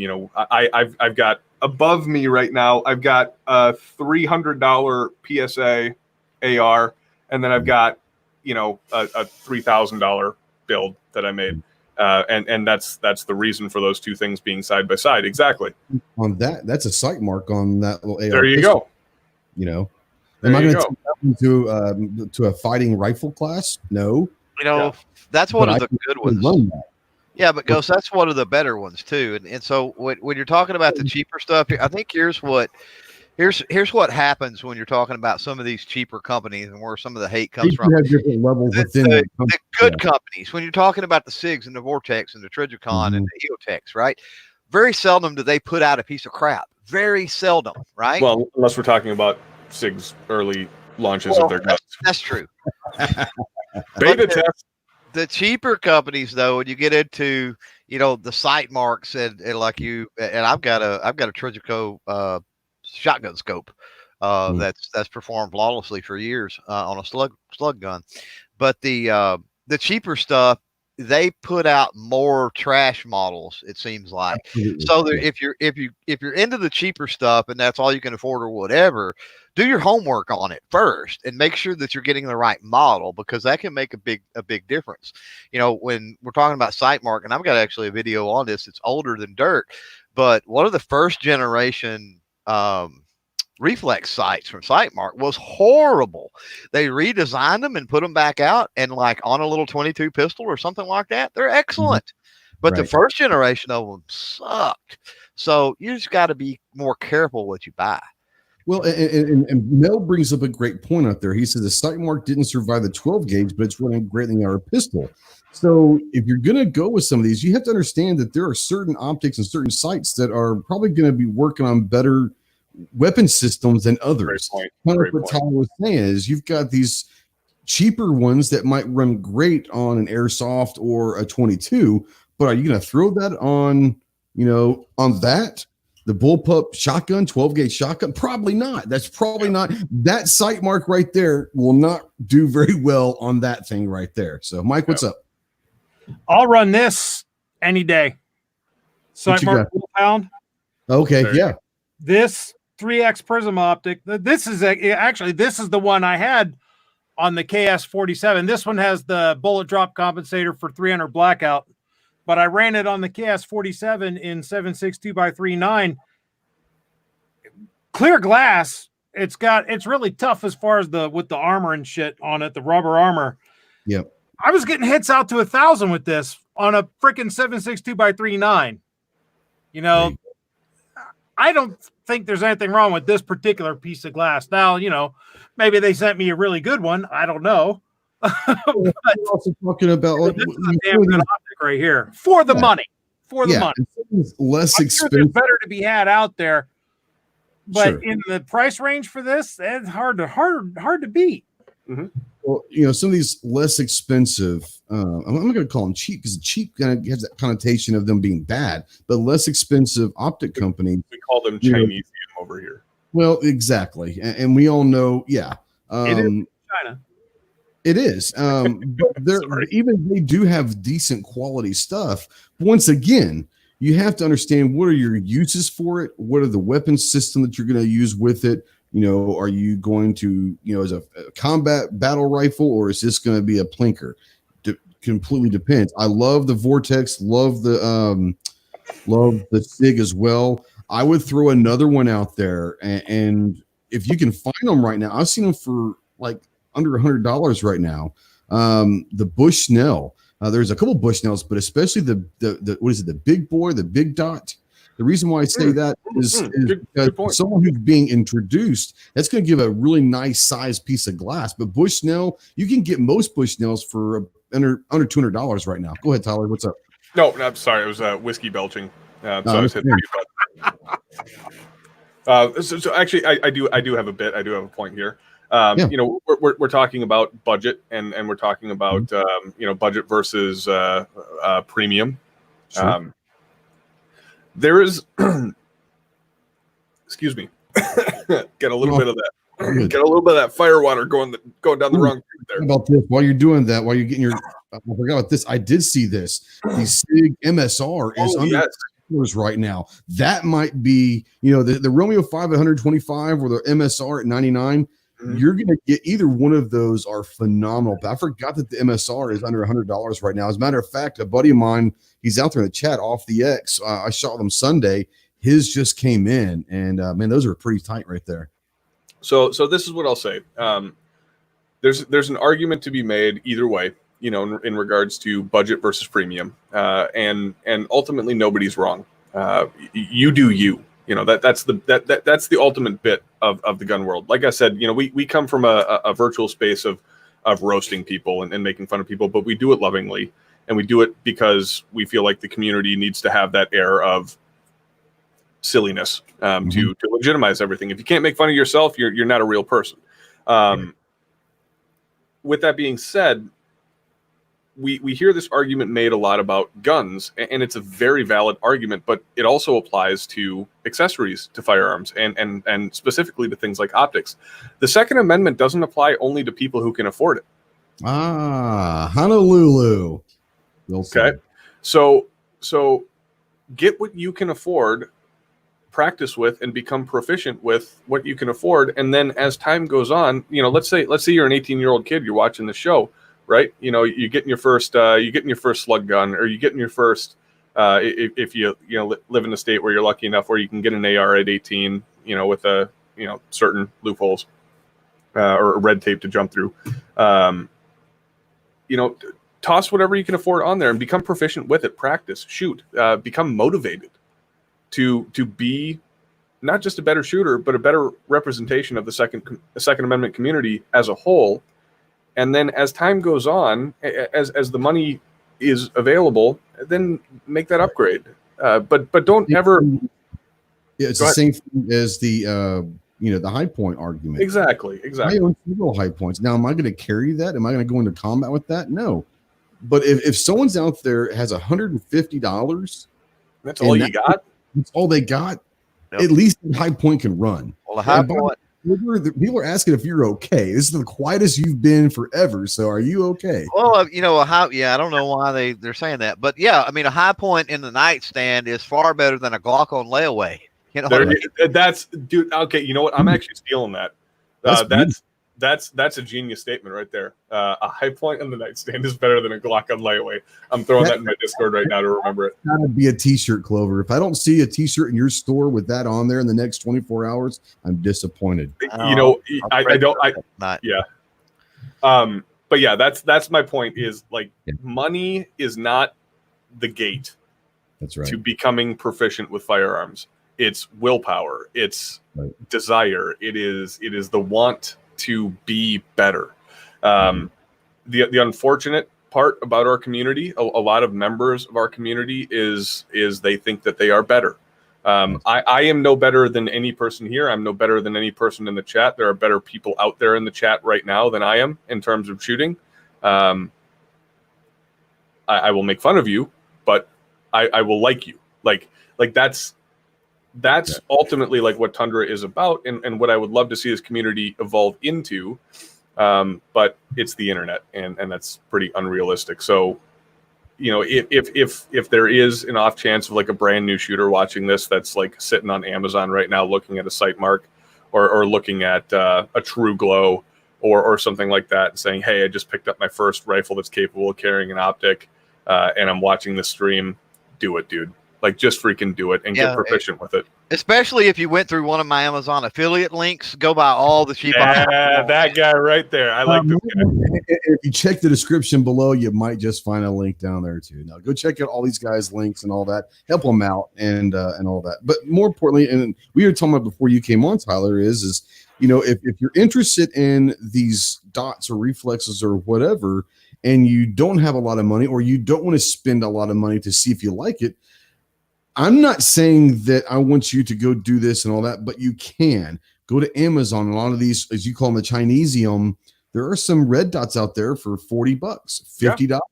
They're not the greatest thing. They might not last, but the LED, I've got a couple of Fiatchis, and the red dot, the LED is bright. Now, it might not work next week, but at least it'll get you into one, go to the range and see, do I like this or do I like the reflex? Or do I like this? And then you can go and spend your money on the high level once you know what kind of reticle and all of that you like. So that's a very interesting. Shame you into anything. What's that's honestly it's a very interesting take that I've never really heard before. Is, you know, if we look at our, you know, we're a group of people that maybe we don't like to, but we tend to spend a fair bit of money on guns and ammunition and things like that. So like for a lot of people, not everybody, for a lot of people, the money is there. A lot of the times the hesitation comes from either a lack of education, knowledge, or you know, desire to learn or get into something new, whatever that may be. But that's a very interesting take on how to kind of overcome that. Is, okay, for the cost of 2 boxes of ammo for your 45, right? Right. You can, you know, like you said, you know, the thing might last 200 rounds, right? But those 200 rounds are going to give you that buyer's trial. They're going to give you that bit that sample, that sampling. Yeah. You know, it might be you know, straw sized, but at least you have something to take back with you, something that is very tangible, and that's the key thing there. Go ahead. Yeah, it's a frame of reference. That's what you're getting at. Yeah. I mean, that kind of stuff gives you a frame of reference to go by to then look at. You know, okay, I like the design of this, but I want more magnification, or I like the design of it, but it needs to be brighter, or it needs to hold up to more significant recoil, or you can start narrowing down exactly what's going to fit your need at that point. So this segues, and I apologize if I'm taking us over time here, but this segues awesome. Man. At this point, we're just having fun at this point. Let's go for it. This segues awesomely into another conversation that I have with a lot of people in like I said, on the retail side of the community. One of my least favorite questions asked as a gun store employee is, what gun should I buy? It's my least favorite question because I can't tell you. Like, I literally can't tell you. You got to give me more information. You got to tell me, you know, what you want to do. You got to tell me who you are. You got to tell me what your end result goals are. The correct answer is all of them. Yes, right. N plus 1. N is the current number of guns that you own, plus 1. That is Clover actually nailed it. Clover, we're probably going to have you on the show because I think you and I are on the same page here. But people always ask me, regardless of like how much I tell them not to ask me, they say, what gun should I buy? And so my default answer is always a Glock 19. Regardless of what you think of a 19, I always tell them that. And there's a very specific reason for that. The Glock 19 is not a good gun. It's not a bad gun. It's the Honda Civic of guns. And so this, where I'm going with this, I promise there's a segue here. Well, I hear you. I know where you're going with this. So you cannot appreciate the Ferrari before you've drove the Civic. So if you jump into that EOTech EXPS3 with the G33, and that is your first optic, or if you're jumping into a $3,000 precision optic right away, you have no idea what makes that optic as good as it is. Well, maybe you do. Maybe you're a person that does your research. Maybe you have a theoretical understanding, but you don't have a tangible comparison. You don't have something that you can say, oh, I had this, it did this, and now I spent more money, or maybe not even spent more money. I just changed brands. You know, it was the same amount of money, and it had this type of feature or that type of feature, and it became exactly what I was looking for. And you can't really appreciate that until you've had kind of just that baseline average. Right. You know, not necessarily trash, or you know, the joke that I make all the time is the Chinesium garbage. Sometimes that is, you know, sometimes that is somebody's baseline. But once they learn that, once they, you know, it was Clover that said it, I think. Once they learn like where that failure point is, and then they make that change, all of a sudden that change becomes more than just value added to the rifle. It becomes a learning experience. Yeah. So this weekend, a bunch of us, I had a fun shoot at the gun club. We had a bunch of people getting out there, did a bunch of ARs and pistol shoots just for fun. It's been a while to get everybody out. So we had a bunch of them, and off the X out there, there's several of them that are here that are members at my club locally. And so we were out there shooting, and there's a guy that we know who owns the local McDonald's and several others. So money's not an issue. So he's been a handgun guy. He's had several handguns. And about a month or so ago, he went down to one of the local gun shops and spent over $10,000. Bought 2 LWRC rifles, one of them with the Trigicon with then a Hollow Sun dot on top of it. The other one, he ran an ATN Thor HD thermal that runs $5,000 just for the scope itself.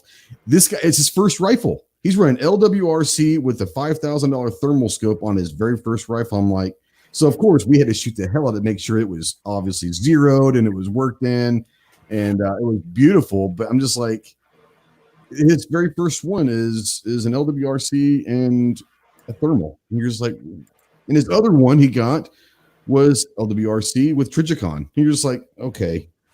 You know, you don't appreciate, like you said, you're not, he's going to love it, but he's not going to appreciate how wonderful that is unless you've gone and shot the sight mark or whatever. And I agree exactly what you're saying is don't ever be shamed into doing that, because you will, even if what you can afford right now, it sounds bad. What you can afford right now is, and this is not going to be bad against them. It's just, I'm using it as an example, a PSA AR pistol and a sight mark reflex sight. You spend $400 and you've got yourself an AR pistol and a reflex sight.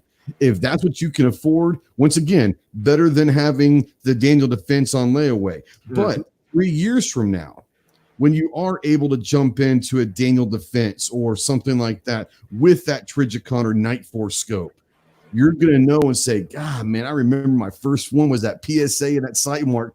I understand now why this is worth that much, and you will appreciate that down the line.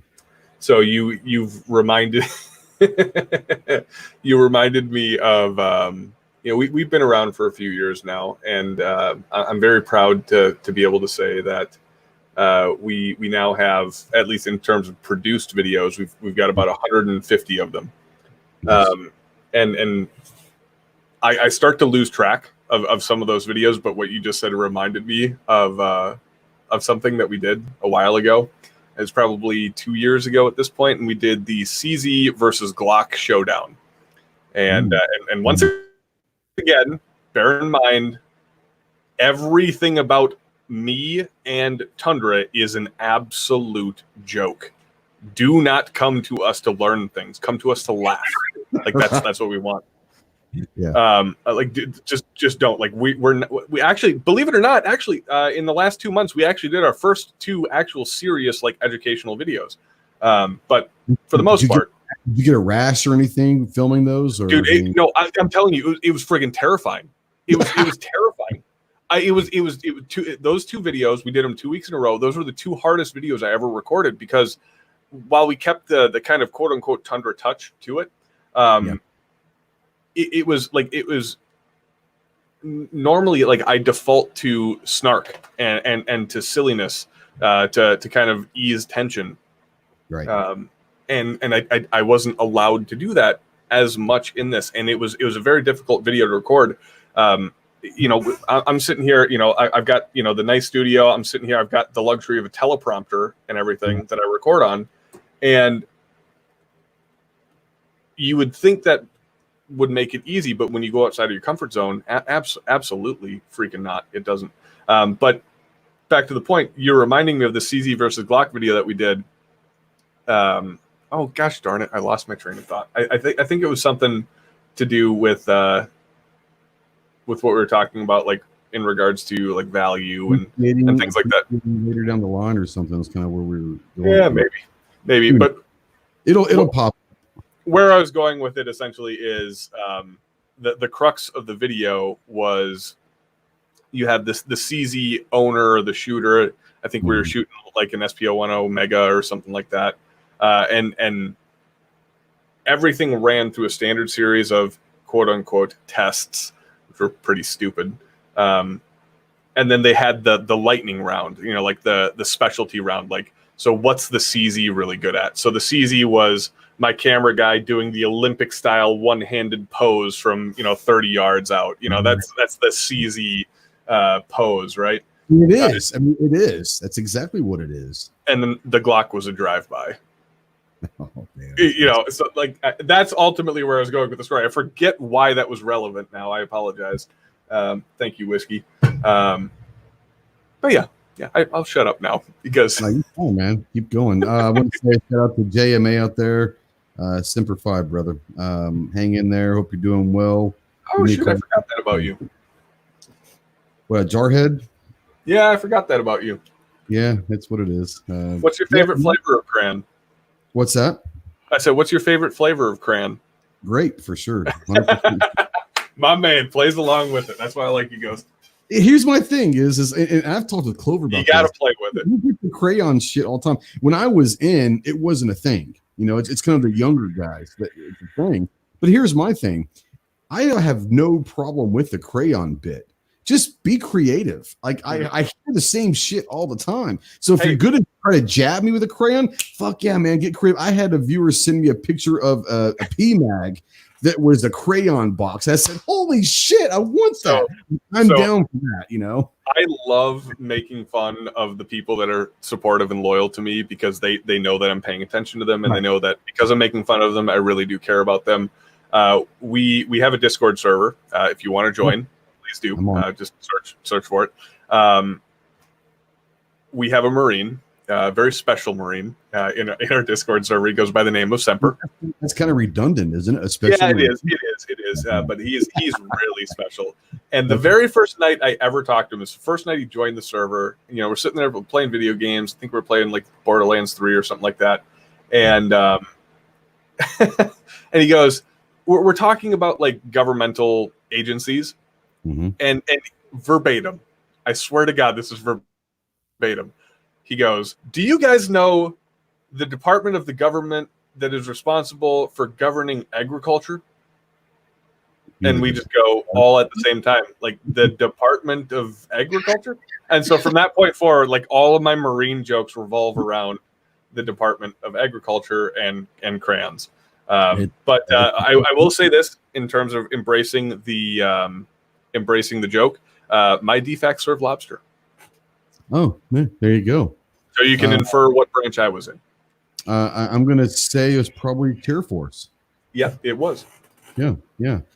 This is no shit. So I was over in Okinawa, and we had just come back from going somewhere. And so we'd been gone for several months. came back in the barracks and we had, a couple weeks off and like, this is awesome. And then they tell us that, hey, there's going to be some E1s and E2s from the Air Force at Kadena Air Force Base down there. That's a big move right there. E1s and E2s is going to be coming up here because they're redoing their housing. We're like, what? Because at the base that I was at, Camp Hansen was kind of more up north. Yep, I know Camp. So were you? I spent some time in Okinawa. Okay. I was never stationed there, but I spent some time in transition. So I was in Camp Hansen, and a lot of deployments run out of Hansen. So they always keep 2 or 3 empty barracks at any given time because they don't know when the rotations are going to be coming through that base. So they had a barrack set aside for a bunch of these Air Force guys that their housing was being redone or something. So they're going to come in and all that. This is no shit, the truth. They were there like 48 hours and they were gone. And we're like, what happened to the chair force? We can't handle it. They moved them into on-base officers' quarters. Oh yeah. No, that's default. They said that our barracks were unsatisfactory and unfit to live in for E1s and E2s in the Air Force. Yeah. Okay. So housing. Like, fuck this. If you're 18 and you're considering joining the military, join the Air Force because that's the way it works. We don't have anything other than VOQ.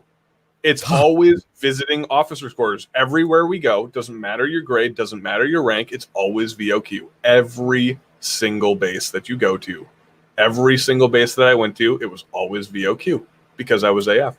So make fun of the chair all you want. It's squeaky, but it's comfy. I tell people all the time, I get asked by a lot of high school kids, hey, I'm not joining the military. Should I go to the Marines? I'm like, look, bro. Embrace the suck. If you're looking for something specific, like the Marines aren't for everybody.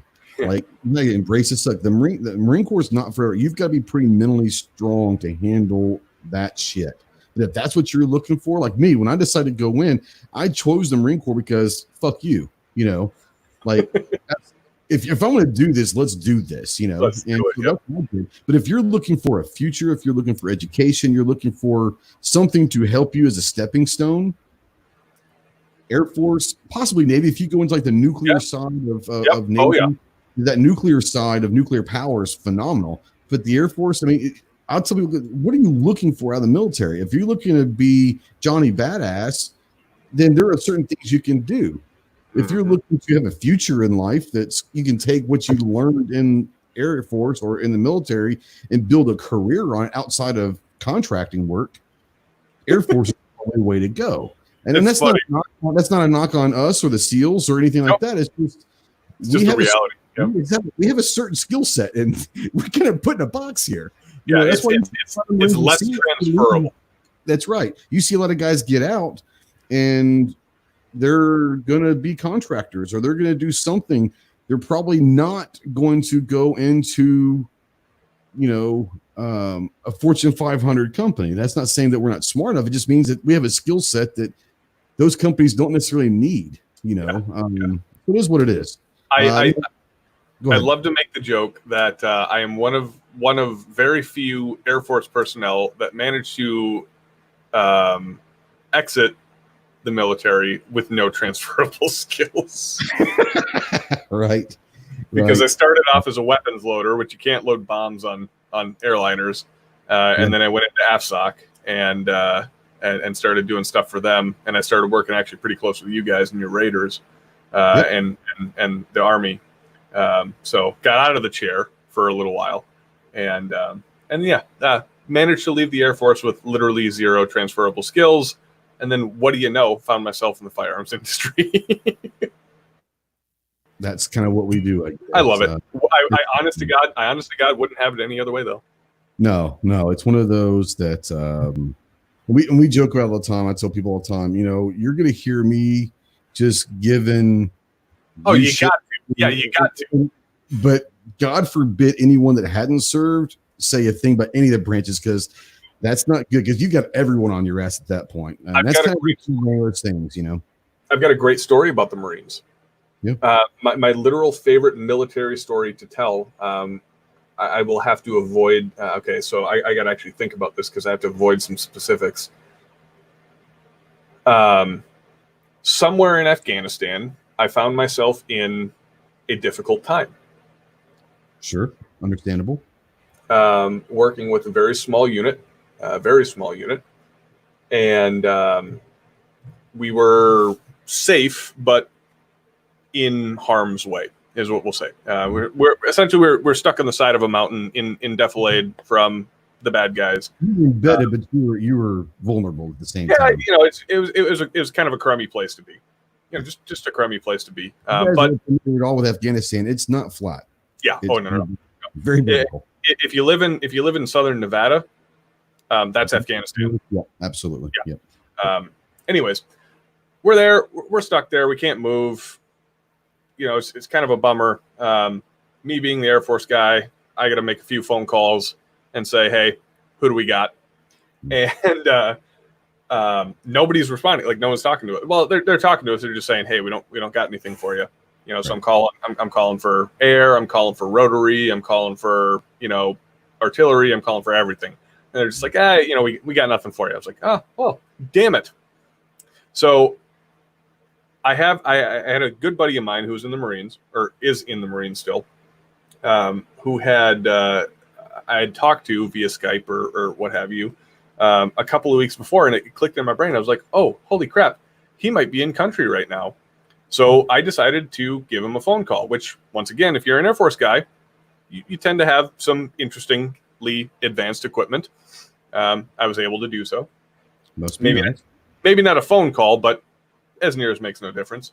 Sure. And I ended up chatting with him for a brief period of time. And he put me in touch with his unit commander, excuse me. And I explained the situation, and he hung up on me. He was so excited.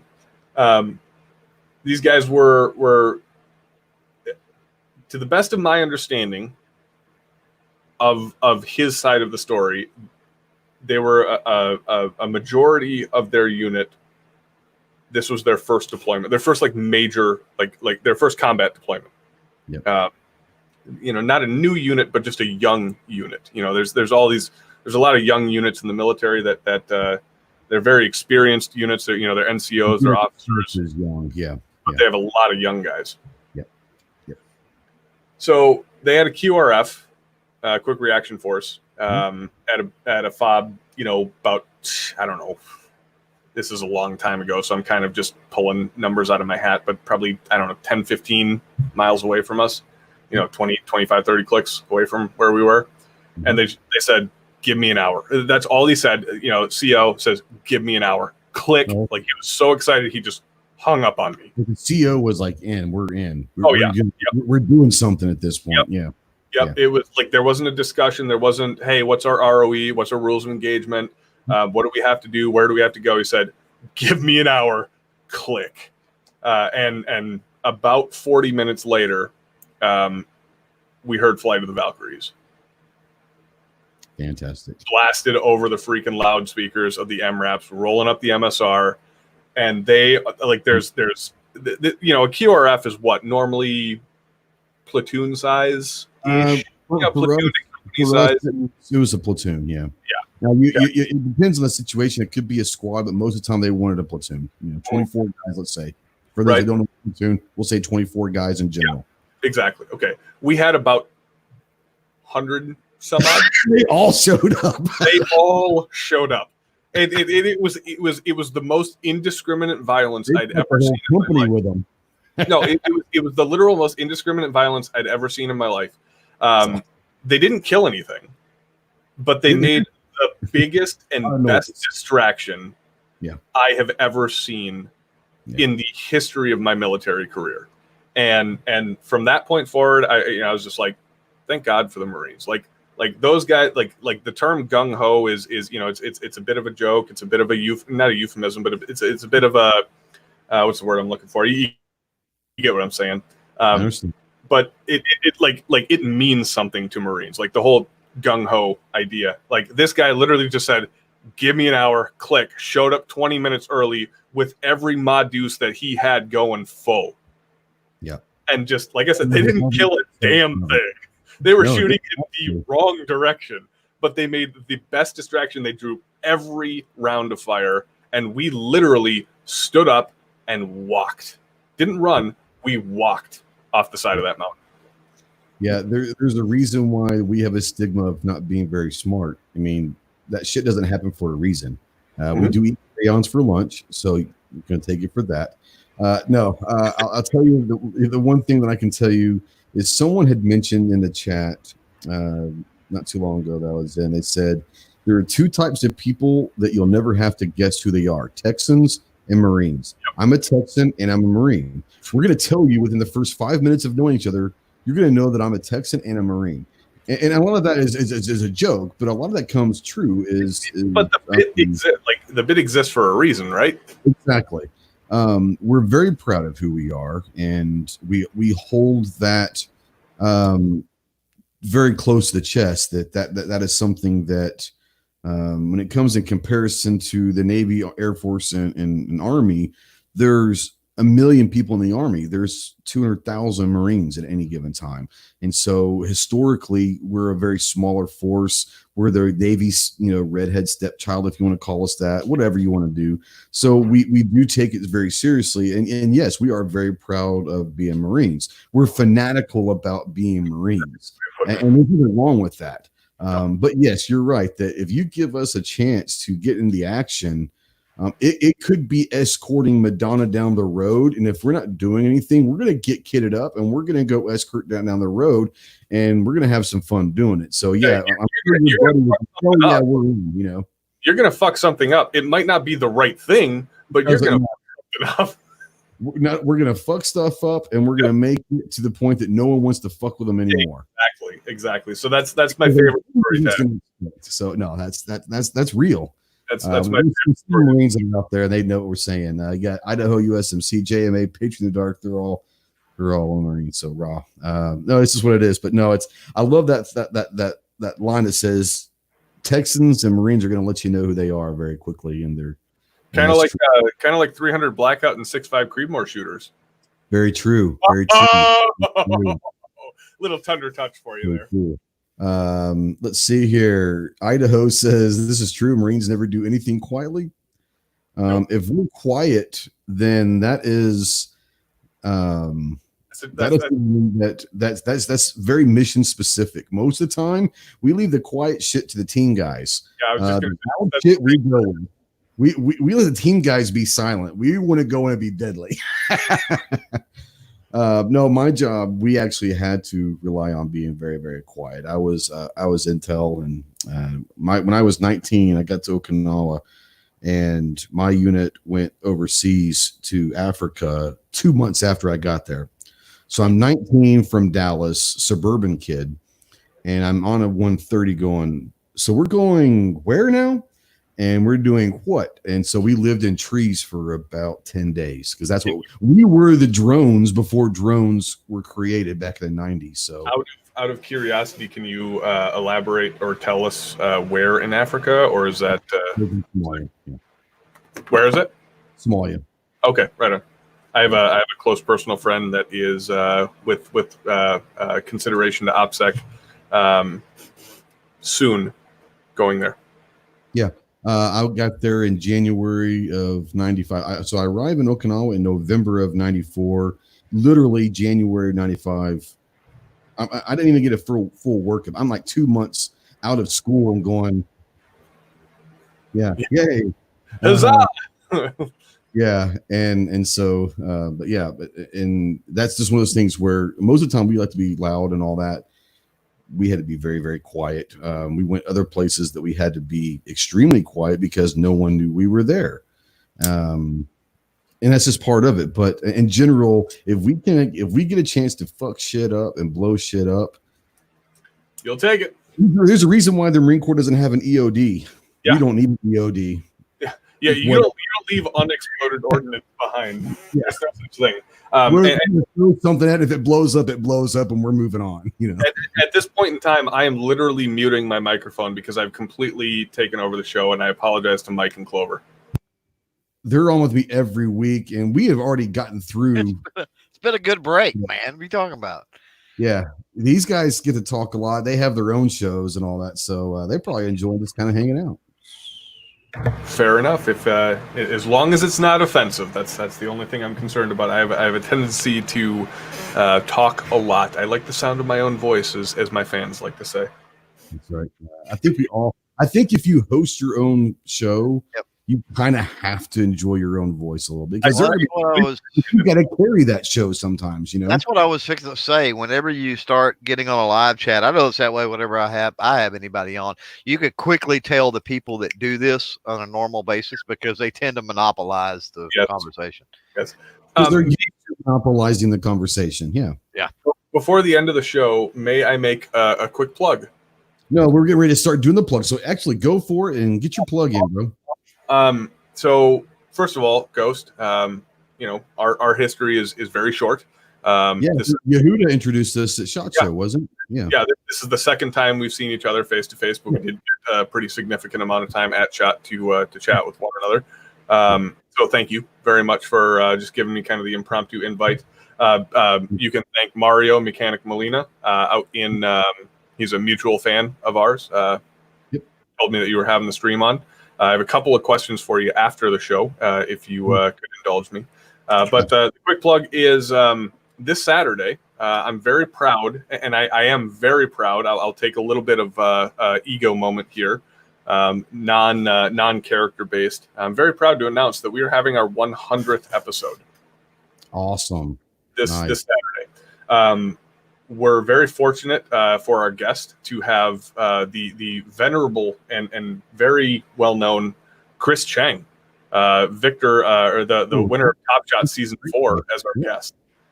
So if you guys would like to get a kind of a personal chat and interaction with Chris, this coming Saturday at 9 p.m. Central Time, 9 to 11 Central Time, please hop on over to God bless it. I still hate the fact that comes up. I just saw the link that you posted. It still shows Combat Carl. I've so many times. Yeah. I put the link out there. So I put the link out there to the Tundra Tactical to go check them out. Yeah. Go ahead. So follow that link. It is to Tundra Tactical, I promise. We're very excited to be able to celebrate our 100th episode, and believe it or not, it's actually our final episode of Tundra Talk. We are killing the show. And we are, but the show must go on, right? So we are rebranding it onto a separate YouTube channel called The Tundra Nation, because the literal greatest thing that I've done with Tundra Tactical and the YouTube channel is start this live stream. Now, there's two things: start the live stream and start our Discord server, because it has allowed me to interface with our fans directly.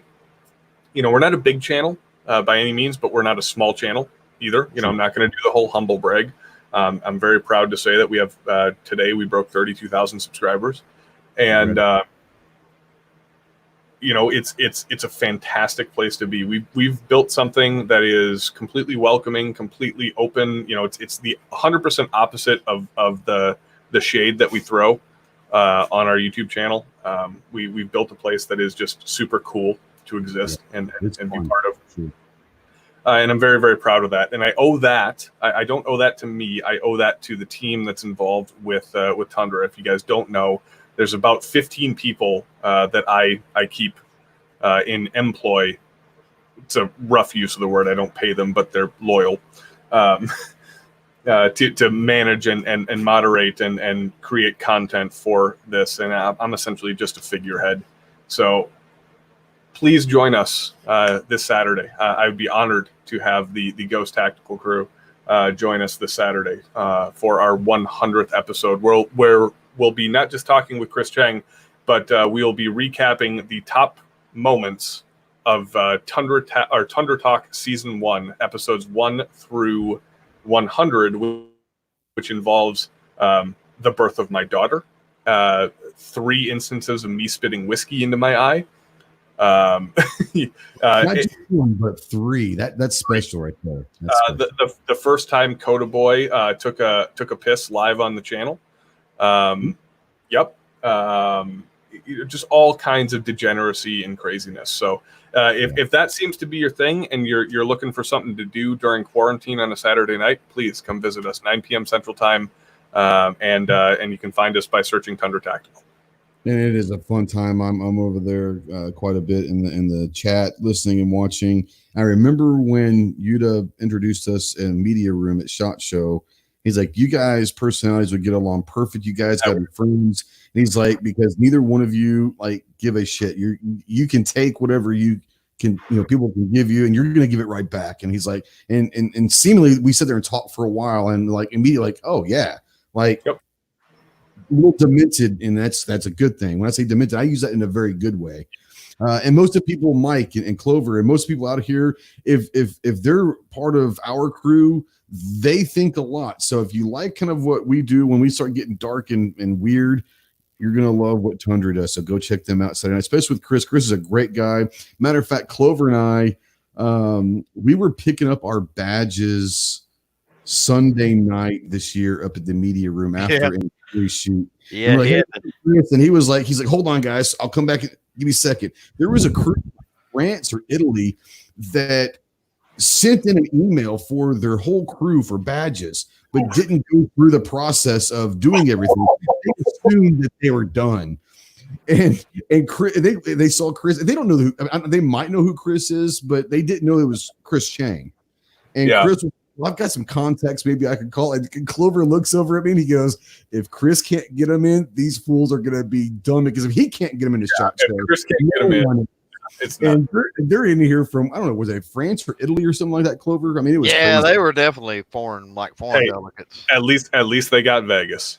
So you can ask him about that Saturday. Hey, man, did you ever get those guys from overseas into SHOT Show this year? So Ghost, I will ask you to do me a solid here. Please, like Friday night or Saturday morning, remind me of that story. I absolutely am going to forget it. I have the memory of a goldfish. No, I understand. I can't remember what happened last night because of this and my daughter screaming all the time. But yeah, please remind me of that. That'd be gold, absolute gold for the show. Really interesting. And Clover's the same way. We befriended, in the last few years. I'm only doing this for a few years now, and you befriend Dustin Ellerman, you befriend Chris Chang, you befriend Gabby Franco, and I'm a dude from Arkansas. I'm like, I know, like I can call or text like three of the biggest names in Top Shot. Oh, dude, Dustin's like an hour. Dustin is like an hour and a half for me. So right, exactly. Yeah. And it's kind of cool that like you said, you can walk up and see these guys that you watched on TV 5 years ago or whatever it was. It's really cool. But no, go check out Tundra Tactical, guys. It's great stuff. You're gonna love it. You got a good sense of humor. You're gonna really, really, really love it. Mike, what you got? Hey, thanks for the invite. I appreciate it, being able to come on this show whenever I can. Normally, as I said earlier, I am at work at this time. So yeah, it's good to be here today. Got coming up yesterday, I put out a range review for the Ruger PC Charger. Go check that out. Can I ask just very quickly, and I apologize again for like stepping on people's toes, just like a 30-second like initial thoughts, because I really like the idea of the gun. Yeah, I do too. Okay. Like a 30-second, like give me just a super light elevator pitch. Oh, you want me to give you an elevator pitch of it? Just super light. Oh Jesus. It's short, handy, great little pistol, great magazine compatibility options, particularly if you already have a Ruger SR series pistol. But if you don't like that, it'll swap out to use Glock magazines. Takedown, so that even though it is short as it is, it can go even shorter to store. Shoot, you can fit it in a dinky gray man style backpack. Awesome. Which I actually had mine in the other day. Went somewhere and just chucked it in my backpack because why the hell not?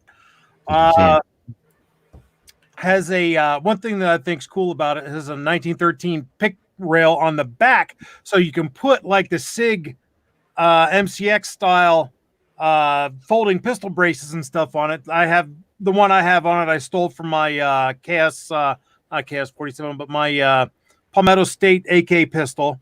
That it's a SIG triangle folder. Works awesome with it. I mean, shoot, man, it's a hell of a fun gun to shoot. Accurate as hell too for only having a 6.5-inch barrel. Yeah, awesome. That's that. I'm so happy to hear that. Please send us the video. Either find us on Facebook or same name, Tundra, or Instagram. Shoot me a link to the video. I would love to watch it. Sure, not a problem. I'm still waiting on mine. It might be 4 months before I get mine because they're not able to get them out. Like people must hate me because they don't even send me stuff. You guys get stuff. I don't even get sent stuff. Just ask. Don't get fed. All they can do is say no. But if you ask 10 people, it's like going to a bar. If you go up to 10 girls at a bar and say, "Hey, you want to go home and have sex?" You're like, "Not I'm going to sit there and slap you," but that one, you just need one to say yes to be successful that night. So man, damn it, if you had to use that comparison, because that shit never worked for me either. See, here's the thing: most girls like tall, dark, and handsome. I'm short, pale, and average. Yeah, and I didn't have the beard before last year.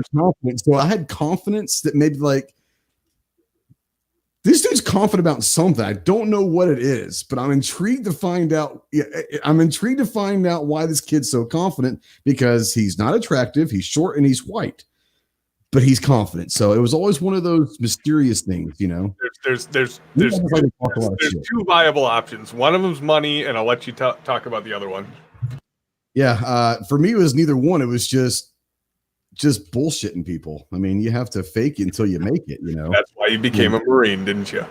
That's damn straight. You were good at bullshitting people, and you were good at throwing shade, and you were good at ending bad guys. Damn, I never thought of it that way. Just kidding. Yeah, so no, it's all good. But yeah, I can't wait for the Charger. That's one of the few guns I don't get excited. I know this sounds crazy. I very rarely get excited about guns anymore. Like I want guns and I'll get, they're fun to get, but very few I sit there and say, man, I gotta get my hands on. That's one of them that I gotta get my hands on as a Charger. It just looks sexy as hell. Oh, it's fun as shit, man. It is super fun. Yeah. Those who don't know where to find me, you can find me here on YouTube at Budget Guns and Gear Reviews. Same thing on Gunstreamer and Full 30. Instagram and Facebook, it's Budget Guns and Gear. Come over to the show, come over to the channel Friday nights at 11:30 p.m. Eastern for The Right of the People, where we use the first to defend the second, talk about Second Amendment related news, politics, and current events. So come check it out, folks. It's one of my favorite shows every week, and he does a couple different things. He does the Moron of the Week, which is always fun. And then he's also the Moron of the Week is. I mean, I will sit there, and by that time it's damn near midnight, at my time, and I'm throwing stuff or I'm yelling stuff, and they're like, "This guy is like last week." The Moron of the Week was Broward County for hiring the dumbass sheriff's deputy back who was fired because he stood behind the dude that hid behind his car. Parkland. Yeah, the arbitrator gave him his damn job back with back pay. Yeah, because he's Moron of the Week. It doesn't take much to understand that one. But no, go check out Budget. Does awesome stuff. He does have, like I said, one of the few videos for the Charger because not many people are able to get a hold of Charger right yet. Because so it's awesome. Check that out. Great guy on top of that. Clove, you want to spew your shit real quick? I guess I can. Yeah. So clovertac.com, everybody out there should know that. So you can pick your platform poison of choice to follow along, whatever platform you're into. That's cool. For those that are still here, that was here when we first started this, whatever you want to call this show now. God bless you. First of all, second of all, sorry, Clover. Pardon the redundancy, but I did make the gun about 2.5 hours later, so I'm okay with that. That's true. Did make the gun shop today. Did pick up 2 for T&E at the gun shop, and to bypass having to give my elevator speech to Tyler on those because I really don't want to. I'm not going to mention what those are. You're just going to have to pay attention to the channel. So, no, I enjoyed it. It was a great show. It's always fun to come on and talk about a few things and kick back and whatever. So enjoy it every week. So it's one of those things where we spend the first hour actually talking about a somewhat serious topic. Not saying that we're serious, but the time was about optics. Last week it was about something else. Another week it was about mental health and all of that. So we spend the first hour ish talking real. And then the next one is he goes from anywhere from 30 minutes to another extra 2.5 hours on top of that original of just whatever. Oh, and it's because a lot of people won't join the show until the hour mark because they know that's when it gets fun, So, yep. And then don't forget the after chat. The after chat is the best. That's what I'm looking forward to the most. Yeah. So you've got, who do you have on Firearm Friday here this week, Clove? You remember? I've got Adam with he shoots for IWI. Adam Litke. Okay. All right. Competitive shooter, is what you're saying? Yeah, he shoots for IWI. Yeah. Right on. Ooh, So yeah, I contacted IWI last week. Haven't heard anything back, which I didn't expect to. They've got the new Tavor SAR 9mm. That's, oh my God. Talk about another one that I'd love to get. They're not even going to reply to my email, but I had to throw that bait out there. That's right. Yeah. It's sexy as hell. You never know. I thought that about Glock. And it was like, oh, here. It's like, whoa, cool. Yeah. I thought Ruger would blow me off after they blew me off about the Wrangler, but hey, I went ahead and you never know, man. They sent it out. More than I can't even own a Wrangler in this state. Oh wow. Oh, really? Yep. Yeah. The Minnesota has a very draconian law that refers to and bans all firearms that do not pass a melt test, and the Ruger Wrangler is one of those firearms. Yep. So if the firearm has a certain percentage of either powdered metal or melts under 1,000 degrees Fahrenheit, we cannot. Well, excuse me. I should actually clarify. You can own them. It's just not legally transferable. Okay, I got you. That's interesting. Wow, I had never heard that before. No clue. It's a very have the poor people with their Saturday night specials. So yeah, interestingly enough, the high point that I have sitting on the shelf, the C9 that I have sitting on the shelf behind my head. I'm pretty sure that won't hold up, will it? What's that? I'm pretty sure that won't hold up. Nope. No, it will not. Don't ask me how I got it. Don't care. As far as us guys, yeah, we've got we put a couple of videos out over the weekend. One was how to run different slings. We also did a CQB test that we got from Lamb over at Ronin Tactics, kind of talking about how to hold and what holds are for different optics and all that. So if you want to go check those out next week, the next 3 weeks are going to be fun. Next Tuesday, we've got, if you guys are familiar with Fieldcraft Survival, Mike Glover is a Green Beret and CIA contractor, but go check out Fieldcraft Survival. But Mike Glover is going to be on the show next week. The week after that, I believe, is going to be Lamb from Ronin Tactics. And the week after that is going to be Sean Ryan from Vigilance Elite, we think. Oh, shit. That's fucking awesome. Yeah, man. So I'm getting Sean for fucking ever. It took me a while, bro. Just keep pushing. Contact through email, contact through Instagram. Eventually, he's going to get to. He's just busy as hell. Yeah. Sure. That's the plan that we're gonna make that happen. But next week, I know 100%. I got the text confirmation from Mike over the weekend. He's coming in Tuesday. So if you guys like Spec Up guys, but he's also, go check out Fieldcraft Survival. He does a lot of stuff with Sean and these guys, but he does a lot of survival stuff. Really cool guy and all of that. So he's going to be on next week. And then we've got a couple weeks. It's just going to be a fun month of June for us. So we wanted to bring in 2 this week. It didn't work out. I was trying to get them around Memorial Day, kind of talk about all that stuff. But next Tuesday is Mike Glover, so go check him out. Let's see here. Anything else? May I make one more plug in relation to your Sean Ryan comment?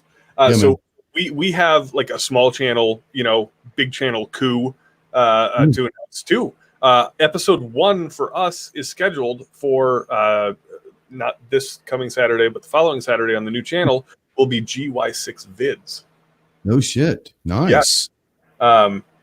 That right there for me, like that's probably one of the biggest wins of for me. So yeah, that's all I'll say. I'll shut up. Well, go check out Clover, Budget Guns and Gear, Tundra. Go check out people out there in the chat that have channels and making content. My always way I finish everything out is get to the range, be more proficient with your firearm. Make sure that you're out there with a new firearm. Make sure they have a fun and safe time. Take someone new to the range. Make sure that they understand that we're not these weird people that are looking to overthrow the government, that we're just normal everyday people that choose to be that everyday warrior and carry. More importantly, turn your own camera on. All it takes is a cell phone. We need as much two-way content that we can get out there on the internet right now, positive two-way content. It doesn't take much, and if you don't think it's going to be any good or anyone's going to watch, you'd be surprised. I think everyone in this room right here said there is no one who will ever watch my shit. And so, yeah. What's that? I've said that so many times. Yeah. Oh my God. Yeah. And I still do. No one's watching my shit. But go out there, turn the cameras on, and be part of the solution and not the problem. So, guys, thank you so much as always for watching. Semper Fi.